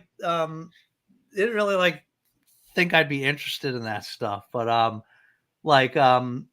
there was one. So Olive read those Monsters of Grim Lake ones, and they were like, she said they were like so poorly written and really dumb and everything, but that they were still just fun, you know, even though they were like total crap. But I read another one. Was I the one that read that? Well, those are written for dogs, so it's different, isn't it? Olive's going to do that. That's right. But I read this one called because Jess from Bad as Rad too. She recommended it, called Unhinged, and it's right. You remember me talking about this one? It was door erotica, right? But I had a great time with that book. It was actually pretty good. It was well written. They were very clever with the door thing, and it was good. It was good. I mean, it was hot, you know, and it was a good book. I really enjoyed it. I highly recommend it. There's one I gotta pick up. Most doors have knobs, don't they? So that's right. That's right. Yeah. I think I probably would have enjoyed the ones that I read more if I had picked them up for that instead of going, well, according to the back, it's about this. It's not about this at all. That's like 4 chapters out of 30 that are about what the back of the book said. Noah put me on to one from Bookworm Music. It's Squeak. And I know exactly what I'm getting into if I get into it, because apparently it's about, you know, balloon animals. And it's a whole series. Yeah. Oh. That was another thing that came up. I think that came up in a What's that? That came up in one of our chats as well, I think. Oh, you want me to write that one down? Okay, I'll write it down. And it's on Kindle Unlimited currently, so I might actually read that one. I might not admit it, but I might read it. Okay. I wrote it down. That was beautifully timed. That was awesome.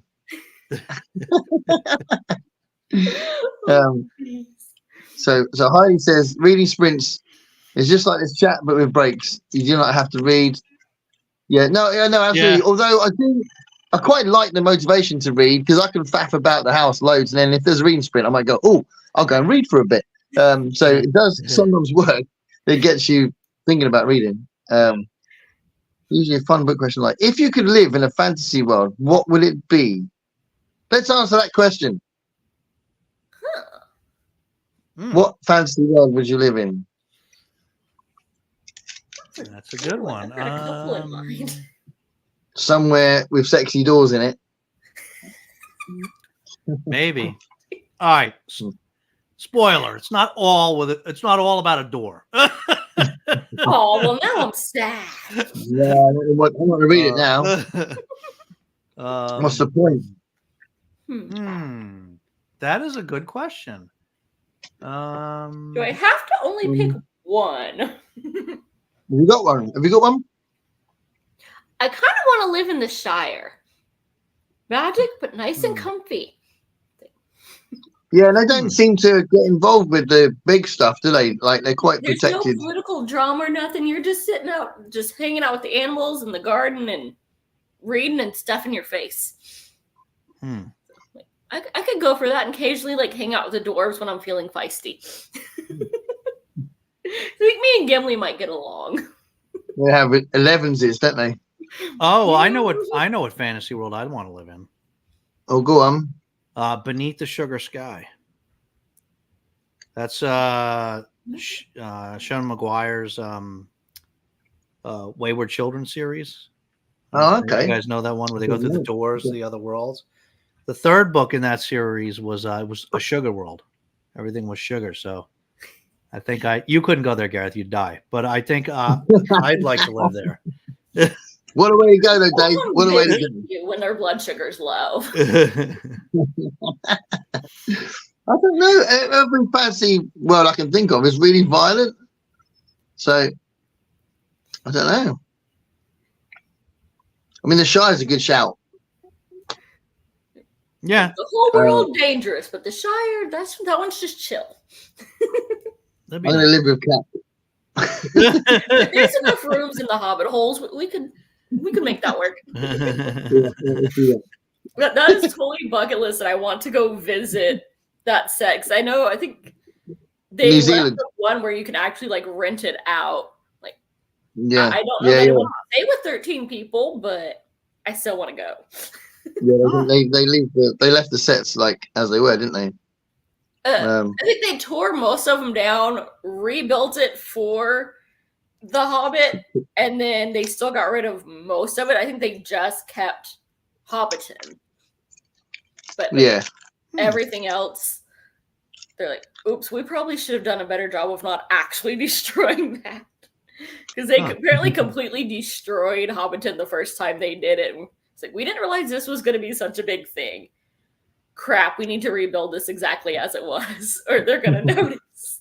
I'm glad it was a big thing, because the amount of times you love something and nobody else does, do you know what I mean? But the whole world loves that Lord of the Rings trilogy, didn't they? Which is great. Oh yeah. But he shouldn't have had free reign on The Hobbit. Someone should have told him, make one film, you lunatic. One film. What's the matter with you? Two, like maybe two. Yeah, maybe two. But three, I was like, all right, you just took this one line and turned it into an entire like subplot, and that didn't happen at all, and neither did that. Yeah, you crazy, Mr. Jackson. Heidi says, Gareth, in Deathstalker 2 Rebellion, there are some chapters that feel like Star Trek episodes with the Bones, Kirk, and Spock banter when they come across Starship with the murder crew. Oh, I have to look into that. I mean, that's the thing as well, isn't it? Obviously, these programs do influence other things. And sometimes you can read something that feels like Star Trek or something like that. But it's just an interesting experience, I think, reading I'm doing the event because I'm co-hosting the event because I do love Star Trek, but it's just a funny experience reading these things.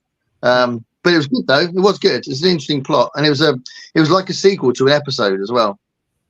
I think the episode's called All Our Yesterdays. So that was cool, and it was all about Spock. They love the Star Trek writers love writing about Spock. But it's that emotion thing. But I prefer Data. Yeah, go ahead. No, I was only going to be controversial, so I prefer Data to Spock. No, go ahead. Controversial. Yeah. Let's get the controversy. What was you going to say, Dave? No, I was just going to say I'm so mad. I probably already told you this, but I'm so mad at myself because that big book fair that I go to every summer, this past summer, there was like just a ton of, those obviously came from some collector, just a ton of all those old Star Trek paperbacks, and I just passed on them. Like kicking myself for it now. But how much were they? Because you can't. They're dollar piece. They were $1 a piece. It's $1. Yeah, that's quite good, isn't it? That's quite good. Yeah, I mean, there must have been. I don't know. There must have been like 30 or 40 of them. You know, it was. I really missed the opportunity there. There's a huge secondhand bookshop down the road. So what, about 20-minute walk, 25-minute walk, and they've got loads of Star Trek books, and I've got a few from them before. They've always got Star Trek books, but they're being told to move by the council, and where they're getting told to move is literally like a third of the size of where they are now.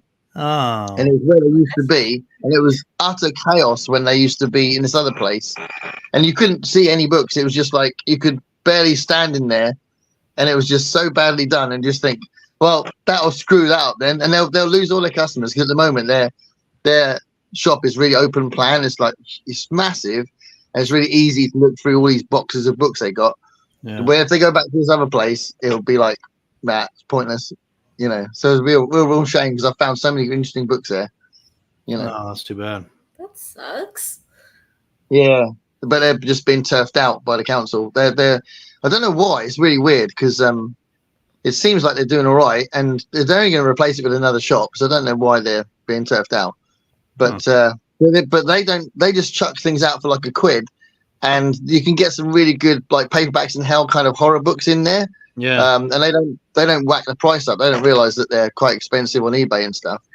So yeah, nice. I found some interesting horror books in there. You know, but I don't know. It might be hard to find books now from there. Speaking of horror books, can we go back to something that came up a long time ago that I wanted to ask you? When you mentioned when you mentioned I Am Legend, I said I had to ask you something about that. Have you seen, I think it's real. I don't know. You never know today what's real or not, but it looked like they are really going to come out with a second I Am Legend movie. Yeah, that's true, right? Yeah, they've been working on it for a while. I don't know if they've finished writing it. I don't think they've started filming it. But yeah, there's supposed to be an I Am Legend 2 coming out. So they have to use the alternate ending in the first one. They'll have to they can't use the ending of the book. They'll have to use the ending of the Will Smith film, yeah. But I don't remember. I mean, it's just nonsense. The Will Smith I Am Legend movie? Yeah, I remember watching it once and I'm like, the doggy didn't make it, I'm done. Yeah. Yeah. It's like, come on, you're supposed to warn us of those things because that's like how I make my decisions. Like, I don't trust Stephen King if there's a dog in the book. You cannot be trusted. But in the film, as soon as the film started and he had a dog, I just thought, what are you doing? He's not alone. He's got a dog. He's not alone. In the book, he's alone. He's totally alone. Oh, and I haven't read the book. The dog bit in the book is amazing. Yeah. Because in the book, it's about, I don't know, 40 pages in, a dog appears and he's trying to coax the dog to get close to him so he can adopt the dog. And the dog is like taking ages to kind of like get a little closer to the house. And it's just a really cool bit in the book because he's like, he wants the companionship of a dog because he's totally alone. And he's really, he's like tormented by these creatures that are nagging him to open a door at night so they can kill him, and in the daytime he's got this dog that appears later on in the book that he really wants to try and befriend, and in the film he's always got a dog, and it's like, well, he's not alone. Yeah. They knew they'd sucker people in, like, hey, there's a doggy in this movie. And so we agree to watch it, and then there's the issue with the dog. That was just rude. Yeah, the dog doesn't survive, but then the dog doesn't survive in the book either. Spoilers. Okay, so we'll be reading that one then. I don't need to cry. You like the humans, but again, the impact's better. He takes so long to try and get the dog to be with him. Then when the dog does die, it's even worse. Do you know what I mean? Because it's his own, because he's so elated, he's got this companion for a bit. That's such a good book. But nope. There's a cool graphic novel version of the book as well, by Steve Niles. Yeah, the guy who wrote 30 Days of Night. Okay. Oh, yeah, he wrote. Isn't that the like vampires in like Alaska or something? Yeah, that's it. Yeah. I mean, that film is intense. Have you seen the film? Mm-hmm. My God, that's intense. I loved it. Yeah, it's a brilliant film. I've probably said this before, but I just love the story that I watched it with my daughter because I'd seen it before, and I said to my daughter, "You got to watch it." She was about 19, I think, when this happened. And she literally said, "Stop it for a minute, Dad. I need to go out into another room. I'm going to be sick." And she had to have a break because 30 Days of Night is so intense. But it is intense. I love that you have all these like little, stories and memories with your daughter. It's so sweet. Yeah. My dad was like, awesome. "Yeah, we're not watching that." He watched it and yelled at the TV, and then was like, if anybody said anything wrong, was like, "I can't hear him." Well, of course you can't hear. We can hear you outside yelling at the TV. Dad's watching something. We're taking a break and going out to either grocery shopping or something. We would plan it around when he watched TV. Let him do his thing. I'm just trying. I have a memory with both the kids because my son and my daughter, when they were a certain age, it was like, okay, we can watch different things now. We can watch things that are kind of adult, and that was kind of really cool because they had this sort of transition for watching anything, or watching horror stuff, or watching action stuff, or sweary things. Although I remember I said to my son about watching Beverly Hills Cop when he was quite young, and I forgot how much swearing was in it, and I was like watching it going, oh my God, I didn't turn it off because I just thought, oh, never mind. But there was so much swearing in it, much more than I remembered, and I was like, but yeah. Yeah. Go on. Go ahead. No, go ahead. No, go on. No, I was just gonna say, I remember my wife did that. We went through this phase when we were trying to, when the girls were younger, and she wanted to like have them watch these 80s movies. So we watched like, Goonies, The Explorers, and stuff like that. And she put on this one called I hadn't seen it, called The Great Outdoors. Have you seen that movie? Yeah. Or something like that. And right away it starts getting all like, like they start making some pretty like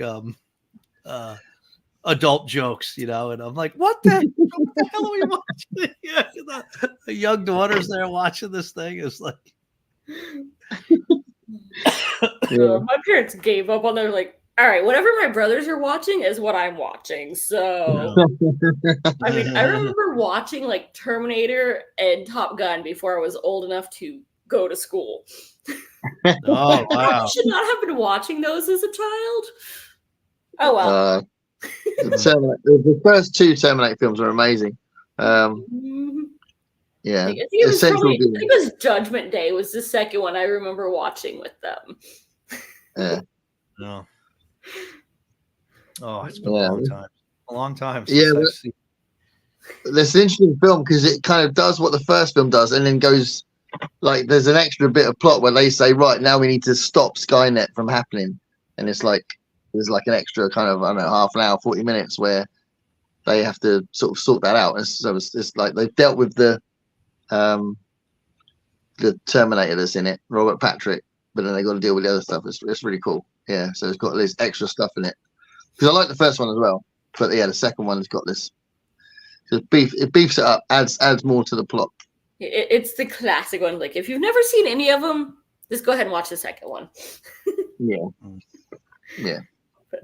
For We did like, a thing when we first started watching. When we first started doing this, Cat, we were talking a lot about 80s films, weren't we, Dave? And we did like homework. We had to watch some classic 80s films. Yeah.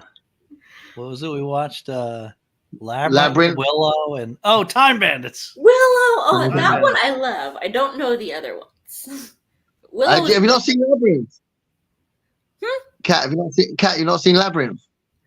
I've heard of it a billion times, but I've never actually sat down and watched it. Willow. Oh, I used to it. have a movie, and I'm pretty sure I like watched it till it died. Which one? What, Willow? Willow. Mm-hmm. Yeah, that's great. Yeah. Did you watch the series that they did? The recent one? I did. It ended up Was it like good? I kept expecting them to go here season 2 because it ended kind of on a cliffhanger. Like, it wasn't as good as the original, or maybe that's just nostalgia, but it wasn't terrible. It's worth watching once. I don't know that I'd go back and watch it on repeat. I don't know, but I don't think he did very well, which is why I don't know if there's going to be a second season. But yeah, I haven't seen it, so I don't know if that's justified or not. But I love the original film. I think it's awesome. I think they kind of messed up because they tried to kind of have a nod to Val Kilmer, but of course, he couldn't be in it, and it just feels wrong to have a Willow series with no Val Kilmer. Right. Yeah. I suppose they could have someone like him. Did they try to have a character that was like that? Did they? They tried to kind of like tie him in without actually having him. Like, oh, here's his Fred, and here's why he's not around. So they kind of like, we're not just forgetting his character, but he was just never there. And it was it's been about a year since I watched it, but I remember it just being like a very brief kind of, here's part of one episode, and that was it. Yeah. I mean, it's hard sometimes to reinvent something or to bring something back. It's hard, isn't it? They did it really well with the Dark Crystal, because the Netflix Dark Crystal series is really, really good. And it's exactly like the film in its style and its tone. So that was really good. The Age of Innocence, I think it's called. That was really cool. When was that out? So that was out. I think I'm thinking 2 years ago. I think it was 2 years ago. Oh, okay. So it's really recent, and Brian Froud, who did the original designs for the Dark Crystal, was involved again, and obviously it was the Henson family. So the original idea was Jim Henson's, but his daughter, the eldest daughter, and I think Brian Henson as well were involved in the new series. And lots of people that actually like puppeteers and stuff that worked on the original one worked on the new series as well. So I think that's pretty cool. But it was really good. It's quite unique, I think, Dark Crystal. Okay, I tried to watch part of it. I'm like, all right, the puppets are just creeping me out. Well, even the good ones, the ones that are the heroes, are creeping you out. I don't know what it is. Like, it's not scary. It's just creepy. Like, this is no. Well, I'll have to check it out. You gonna be watching that the Time Bandits show, Gareth? I'd love to see it, but I think that's over here appearing on Apple TV. Oh. So I don't know if I'll be able to. If it keeps happening, I'll have to get Apple TV, won't I? But it's a bit controversial because I'm trying to keep what I've got, and my wife wants to take some of them out. But she doesn't. I think she's happy to keep Netflix, but she wants to take away Disney Plus. I don't think she likes having Disney Plus. I'm not sure. Well, there's nothing on there for her. That's just for us. There's nothing on there for her. Well, she doesn't watch as much. She likes a lot of normal TV. She watches soaps and stuff, so she doesn't need the streaming services as much. So it is mostly for me. But The Walking Dead's on Disney Plus over here. Really? Yeah. I didn't know Disney had ties to that one. Wow. Yeah, because Disney Plus over here bought. I think they bought Hulu. Yeah, they are to a together thing. Like they keep advertising on alternate. Yeah. Whichever one you have, it'll advertise the other one. I think that's why they got all this. When they suddenly added tons of adult stuff, it was when they had this extra service that just got added on, and they had like, you know, in like overnight they added about 50 new shows and loads of films that were more adult, and The Walking Dead was one of them. I think it was Hulu. Yeah. Wow. But only the main series. So all the like the kids one, World Beyond, and the Rick and Michonne one, they're all on other things. Okay. But the main 11 season main show is on Disney Plus. Wow, that's pretty surprising to me. It is weird to think like, oh, Disney, this is my childhood. Oh my gosh, it went and got dark. Yeah. It grew up with me. There's some kid just surfing to have a look at, like, to see some like Little Mermaid or whatever, and then he gets like zombies and stuff. So like, Love that. Parents, watch your kids because we will find it. I know somebody was like upset about that because they're like, all right, it's Disney. This is safe for my kid. You didn't pay attention, did you, buddy? Disney owns a lot of things, and they are all on there. Like, I think Deadpool's on there. And that is definitely not kid-friendly. Yeah, I think it is. Yeah. Yeah, because they've bought the Fox stuff, haven't they, now as well? That's how they got Simpsons on Disney. Yeah. And all the like stuff like Daredevil and Jessica Jones and all that stuff is on Disney Plus as well, and that's really, really strong. I mean, you know, that's definitely adult. Did you watch the Daredevil series on Netflix? I think I watched some of it. Yeah, same here. Plotting. Yeah, I think it's amazing. Just make an appearance there. Jackie Boy's over here plotting. Because it's getting on dinner time, so he's like, all right, put me in my room. Because it's, I'm surprised you haven't heard anybody busting down the doors yet. Yeah, like Franny, she learned her time based on food, and she gets her dinner at exactly 8:00, or she starts fussing and throwing hands. Oh, jeez. And then he gets his at 9:00. And the way we have to do it is like we will give them like a second dinner to bribe them so we can lock them up in the bedroom so we can let him out to go get his wet food. So she also knows when he eats and pretends that she's looking after him. You just want things. I'm on to you. That's funny. But we've had to move Ralph away from Chico when we're trying to feed Chico because he got really thin. And like I've said before I was worried about Chico, but he's got his weight back again. And that's partly because we've been moving his brother away from the food when he's been eating. I think his brother was nicking his food. I think that was part of the issue. So that's been quite good. So Chico, I mean, he's still like just looks very old sometimes, but he gets a bit of energy now and again and looks a lot younger. It's very strange. He can't decide if he's old or not. But he's definitely got his weight back again. Good. Yeah, Olive's bowls are in the kitchen, and her sister's bowls are. We have what we call a mud room. It's basically the little. It's like a little hall to the little entryway, the deck in the garage. Yeah, and so there's a door there, and we have to close the door. Oh, hi, it's Chico. Hi, Chico. Chico never makes an appearance. I know.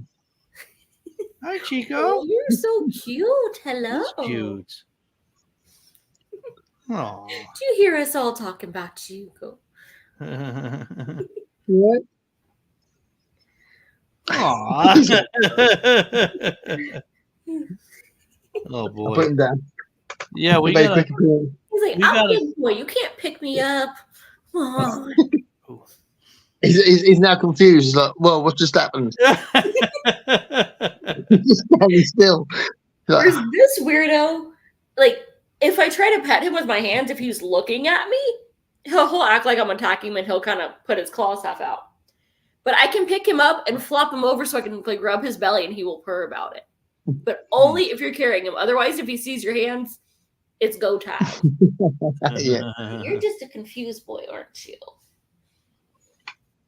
Yeah, we always when we feed them, we got to close that door between the the kitchen and the mudroom because Olive is like very aggressive when it comes to the food. So Really? we have to close that door so Riley can eat in peace. No way. Yeah. That's really funny, isn't it? Mine are such weirdos. Like Franny, we'll feed them both. And we don't have dog bowls anymore because Franny would literally, you'd put it in the dog bowl and she would knock it over, and she will only eat it off the floor. And if really, she would knock hers over and then wait for Oscar to stop eating and knock his over, and she would turn the food bowl over on top of it like she was trying to hide the food from him.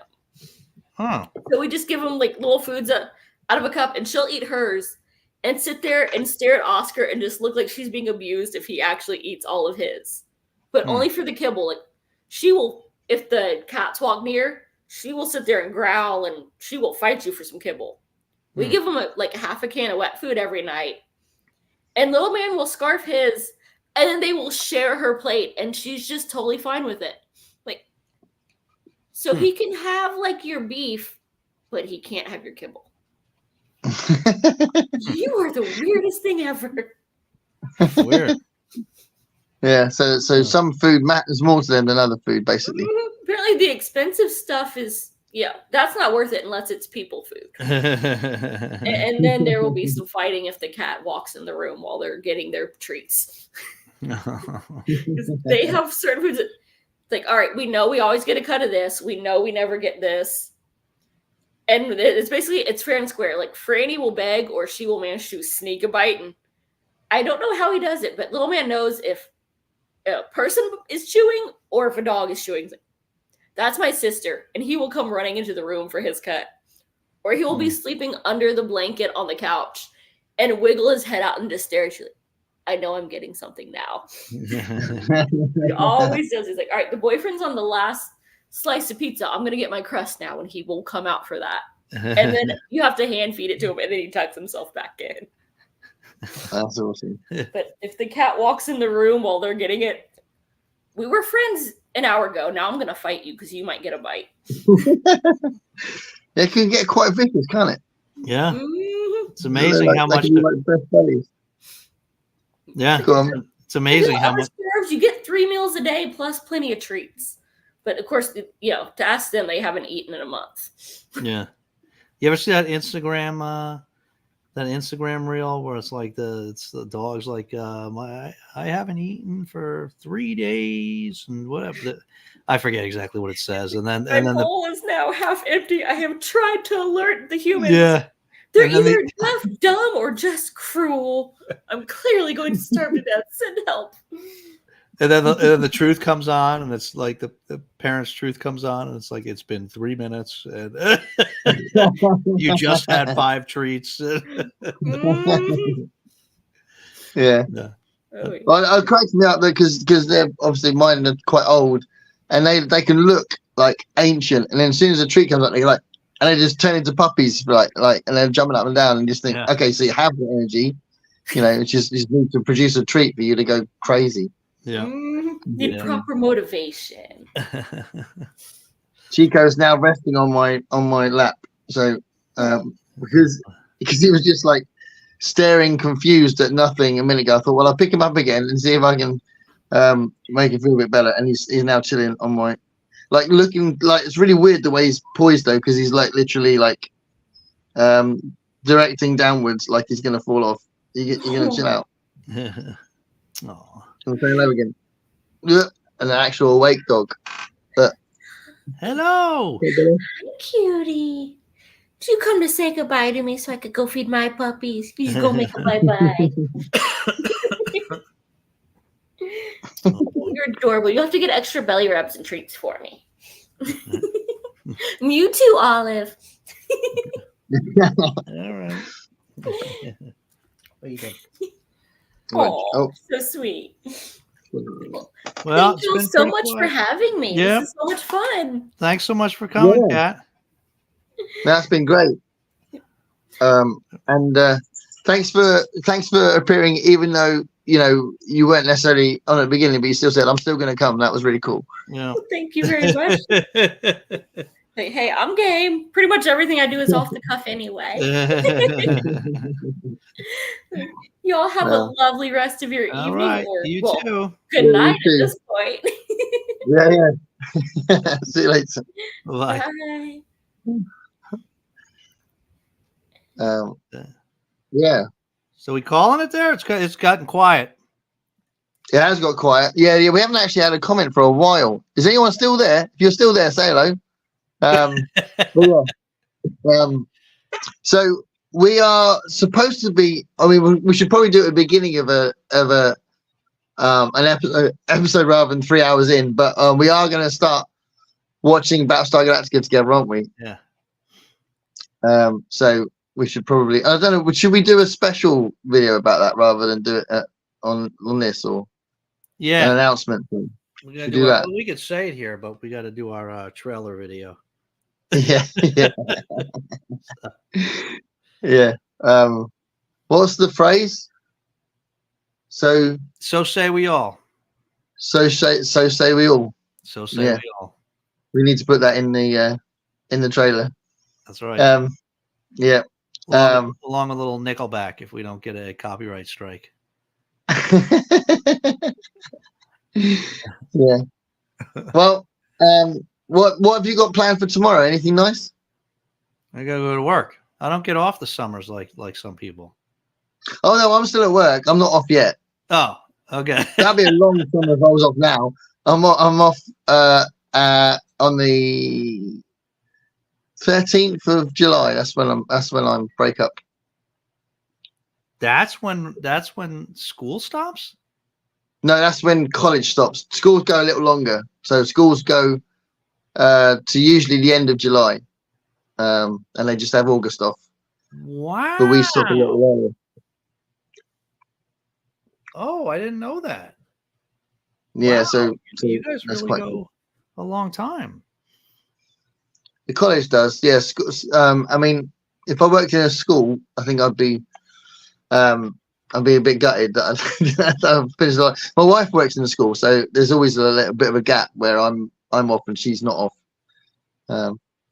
But okay, yeah. All our schools end much earlier. I mean, what we call whether it's college level or like grade school level, like that, it all ends like much earlier than that. You know, like our. Oh really? Earlier? When do they end? My wife's a teacher. She's an elementary school teacher, and my daughter just graduated high school. They both finished last week. Oh really? Yeah. And wow. Yeah, and that's typical for here in the well. So that's typical for a lot of the U.S. Like Florida, they would have gotten out, which is down south. You know, they would have gotten out even earlier, but they'd start a little early in August. So like where I am, we end mid-June. Wow. You know, for everywhere from like kindergarten up through high school, you know, we start in the very end of August and end in mid-June. Right. And then you know, the universities, the colleges, theirs is a little bit shorter. They also start usually the very end of August, but they usually will get out in May, early mid-May. Really? Yeah. And that your college is like our universities, isn't it? Yeah. Yeah. So yeah, our universities usually finish early. They usually finish about May time as well. Yeah. Yeah. Huh. But yeah, no, I'm going to be working for another few weeks. It's a bit of a funny one though, because we've done usually our assessments and exams and coursework's all been done. So it's like just random stuff that happens at college now. Like tomorrow, there's a taster day for year 10s who are 2 years before they come to us. So it's like they got another 2 years of school before they go to college. Right. So they all visit our college so we can go, look, this is what we do at our college, so they can think about going to our college rather than another one. So we're doing that tomorrow. We got 3 of them. So we got 1 tomorrow and then we got 2 next week. Okay. So we do things like that. So it's not like a normal timetable. Right. You know. Right. But you probably don't have you have see, we'll have summer sessions here in college? Do you have summer sessions there or no? Is that when teachers go into the school and teach Yeah. stuff in the summer?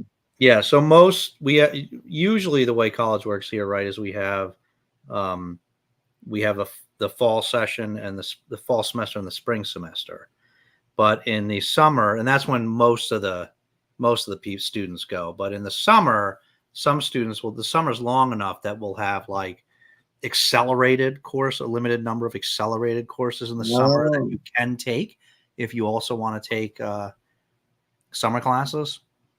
So my wife is actually doing that. She teaches elementary school. She teaches first graders, but she's Does that mean your wife won't get any holiday, any summer holiday? She'll just be working through the holiday?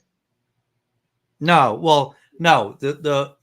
So the elementary, so the like schools like grade, ages 5 through 18, are kindergarten through the end of high school, kindergarten through grade 12. They all they don't have summer. They don't have summer. They just go from the end of August to the beginning of, or to the middle of June. So she gets off the summer. They don't get to take any vacation during the year, but then she has off in this. I mean, they get a week at winter, and so a few days in the spring. Same as us. Yeah, same as us. Yeah, but then she gets the whole summer off. So, but at the college level or university level, they can the semesters are a little bit shorter in the fall and the spring, and then the summer's long enough that you can take an accelerated class or classes in the summer for additional college credits. There are some courses over here that they've turned them from a 3-year course to a 2-year, like a 3-year degree to a 2-year degree at university level, and then you don't get as many breaks, and you do effectively work through the summer. Yeah. So that's there is a similar thing for universities over here. Yeah. But like when I'm off in July, I'm off. I'm not allowed back into the college. I'm not allowed to go back in, even to just go in there. Like when if I was doing a new course and I wanted to learn some new software or something, I wouldn't be. I'd have to get special permission to go in there to work in the college, because they usually like sort of like saving the electricity and stuff like that, and just not letting anyone come back and just shutting it down for the summer. Yeah. So yeah, it is a definite holiday. It's definitely you're off. Yeah. Yeah, I think a lot of our professors are off, during the summer. It's just that there are a certain number of, I don't know how they do it. I guess they get extra pay or whatever, but there's usually a limited number of university level classes that you can take during the summer at most colleges. Yeah. Try to get done a little quicker, Yeah. But, I mean, it's quite a hectic time for me trying to get all the work in, because I hate chasing work, and I had one more second year that needed to hand in some coursework, and then I was all done, and I had everyone's work. Yeah. And getting like there was 3 up until a few days ago, and I had 2 last pieces of work from 2 of them. So just one more student that needs to finish the course, and oh my god, getting work off of them is like blood from a stone. And it's like, oh, that's a really small piece of work. It's just do it. So that's quite stressful from that point of view. So that's one of the things about this time of year. So on the one hand, it's kind of weird because I'm not having normal lessons, but on the other hand, getting the work in is like so hard sometimes. Sounds like you're a pretty forgiving instructor. Yeah. I'm not like here. They would just get a 0 for the assignment and get a crappy grade. Well, the coursework is such that if they don't hand it in, they just fail the course. But if they hand it in, I can give them something. So the way my course works, I'm marking the quality of the work rather than if they've done certain assignments. Yeah.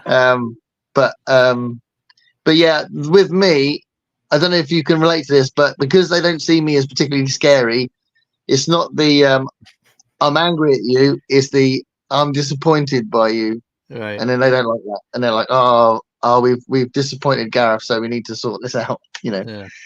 that kind of thing. So yeah, it feels like a positive relationship, but sometimes they do take the mickey a bit, and it's like, I'm still waiting for this piece of work, you kids, Yeah. So yeah, they can what's the word, milk the fact that I'm not that scary. And then they'll do it, and they'll do the work for the scary student, the scary teachers first. You go, Yeah. oh, we have to do the bit for geography or whatever. Be like, well, my stuff's just as important, you know. I'm just not that scary, you know. But no, my first years were really good though. So anyway, shouldn't be talking about work. I'll probably get the sack. You gotta make that egg sandwich. Yeah, I'm going to make an egg sandwich, and I'm going to. I don't know. I don't think I'll be up that late tonight. I'll make a sandwich. Probably get up. It's now 2:15, so I reckon I'll have my sandwich. Probably go up about 3, and then face tomorrow. There's actually an assessment happening tomorrow in one of my lessons. That's a little bit stressy because I want them to do well, and I don't know how that's going to pan out because they worked hard, but it's a strange assessment. So we'll see how they go. Huh. Yeah, there's a lot of freedom in it, and they're doing existentialism, and you know, it's a difficult thing to grasp for a 17-year-old. So yeah, I don't know. We'll see what happens tomorrow. But you've got work as well, so I'm sure. But what time is it? Is it only like 10 o'clock to you or something? Yeah, it's 9 o'clock. Little after 9 here. Yeah. There you go. So yeah, it's all good. Yeah. Right. So yeah, another lovely session. It was a bit more chill today, I reckon. Yeah. Yeah. Yeah. I don't. Nobody answered your question, so I don't think there's anybody left. No, there's no one here. No, I don't know why it says there's 4 people here. There's no one here, is there? YouTube's StreamYard just trying to make us feel better. I reckon that's like a default. Just says it's 4. yeah, but there was yeah, it was cool. Yeah, and it was nice chatting to Kat. Yeah, definitely. Yeah. Okay, cool. So next time is in 2 weeks, is it? No, 3 weeks. So for anybody that's still left, we are going to be right. We are going to be. It's the 11th is the next show, right? 11th, the 11th of July. Yeah, July 11th. And that's with Kat. Yeah. Yeah. So that'll be the next one. If anyone is watching this, this is going up from 4 to 5. If anyone is watching this, then we're back on the 11th with Pat. So that would be really awesome.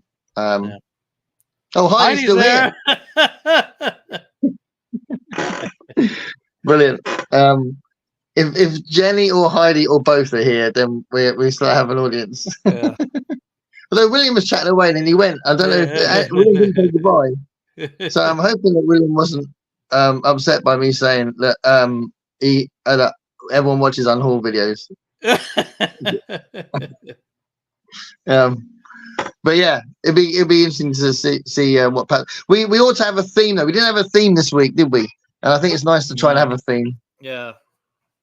Although we never get to the theme, but it's nice to have a theme. Yeah, it's true. It's nice to have something to shoot for. I was gonna tell you about this as well. These are lemon biscuits that are posh Italian biscuits. I just have them over there. I thought, I'll grab them, and I was talking about them. Yeah. So these are really nice. That's a lot of lemon. Lemon biscotti though. Those might be good. That's interesting. I might keep them for the next time. Yeah. So act like it's a surprise when I say I've got these.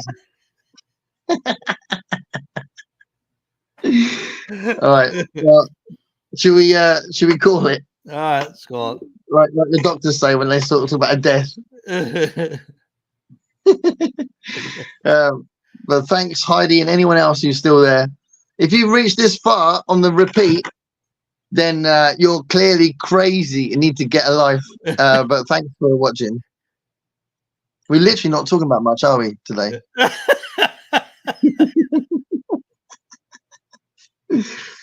But yeah, thanks for watching. Thanks, everybody. We got a bit of Chico today. It's true. Can't let them very often. The highlights of today were Chico's appearance and me trying hobnobs. Hobnobs, that was awesome. Go and finish the rest of the packet, Dave, and you'll be a happy man. You'll be all hobnobbed up. Oh boy. Yeah, that's great. Go back and get some more British stuff. Tell me what you find in the shop, All right. and ask them if they do a full English breakfast. It looks like they do. Yeah, It get seems some like it. sausage, bacon, eggs and beans. Yeah. There's probably some chips. Don't have black pudding. It's Okay. gross. No Don't black have. pudding. If they offer it, you go, oh, that's what all the English people do. We don't. You know, Okay. only the ones that were born in the 18th century have a black pudding. It's gross. Okay. But I can't wait to find out what you think of the English breakfast. But in the meantime, we better go, haven't we? Heidi's got 4 different devices on, I think. Maybe. Yeah, so I appreciate the support. Putting all those devices on. All right, let's say goodbye. Bye. Bye.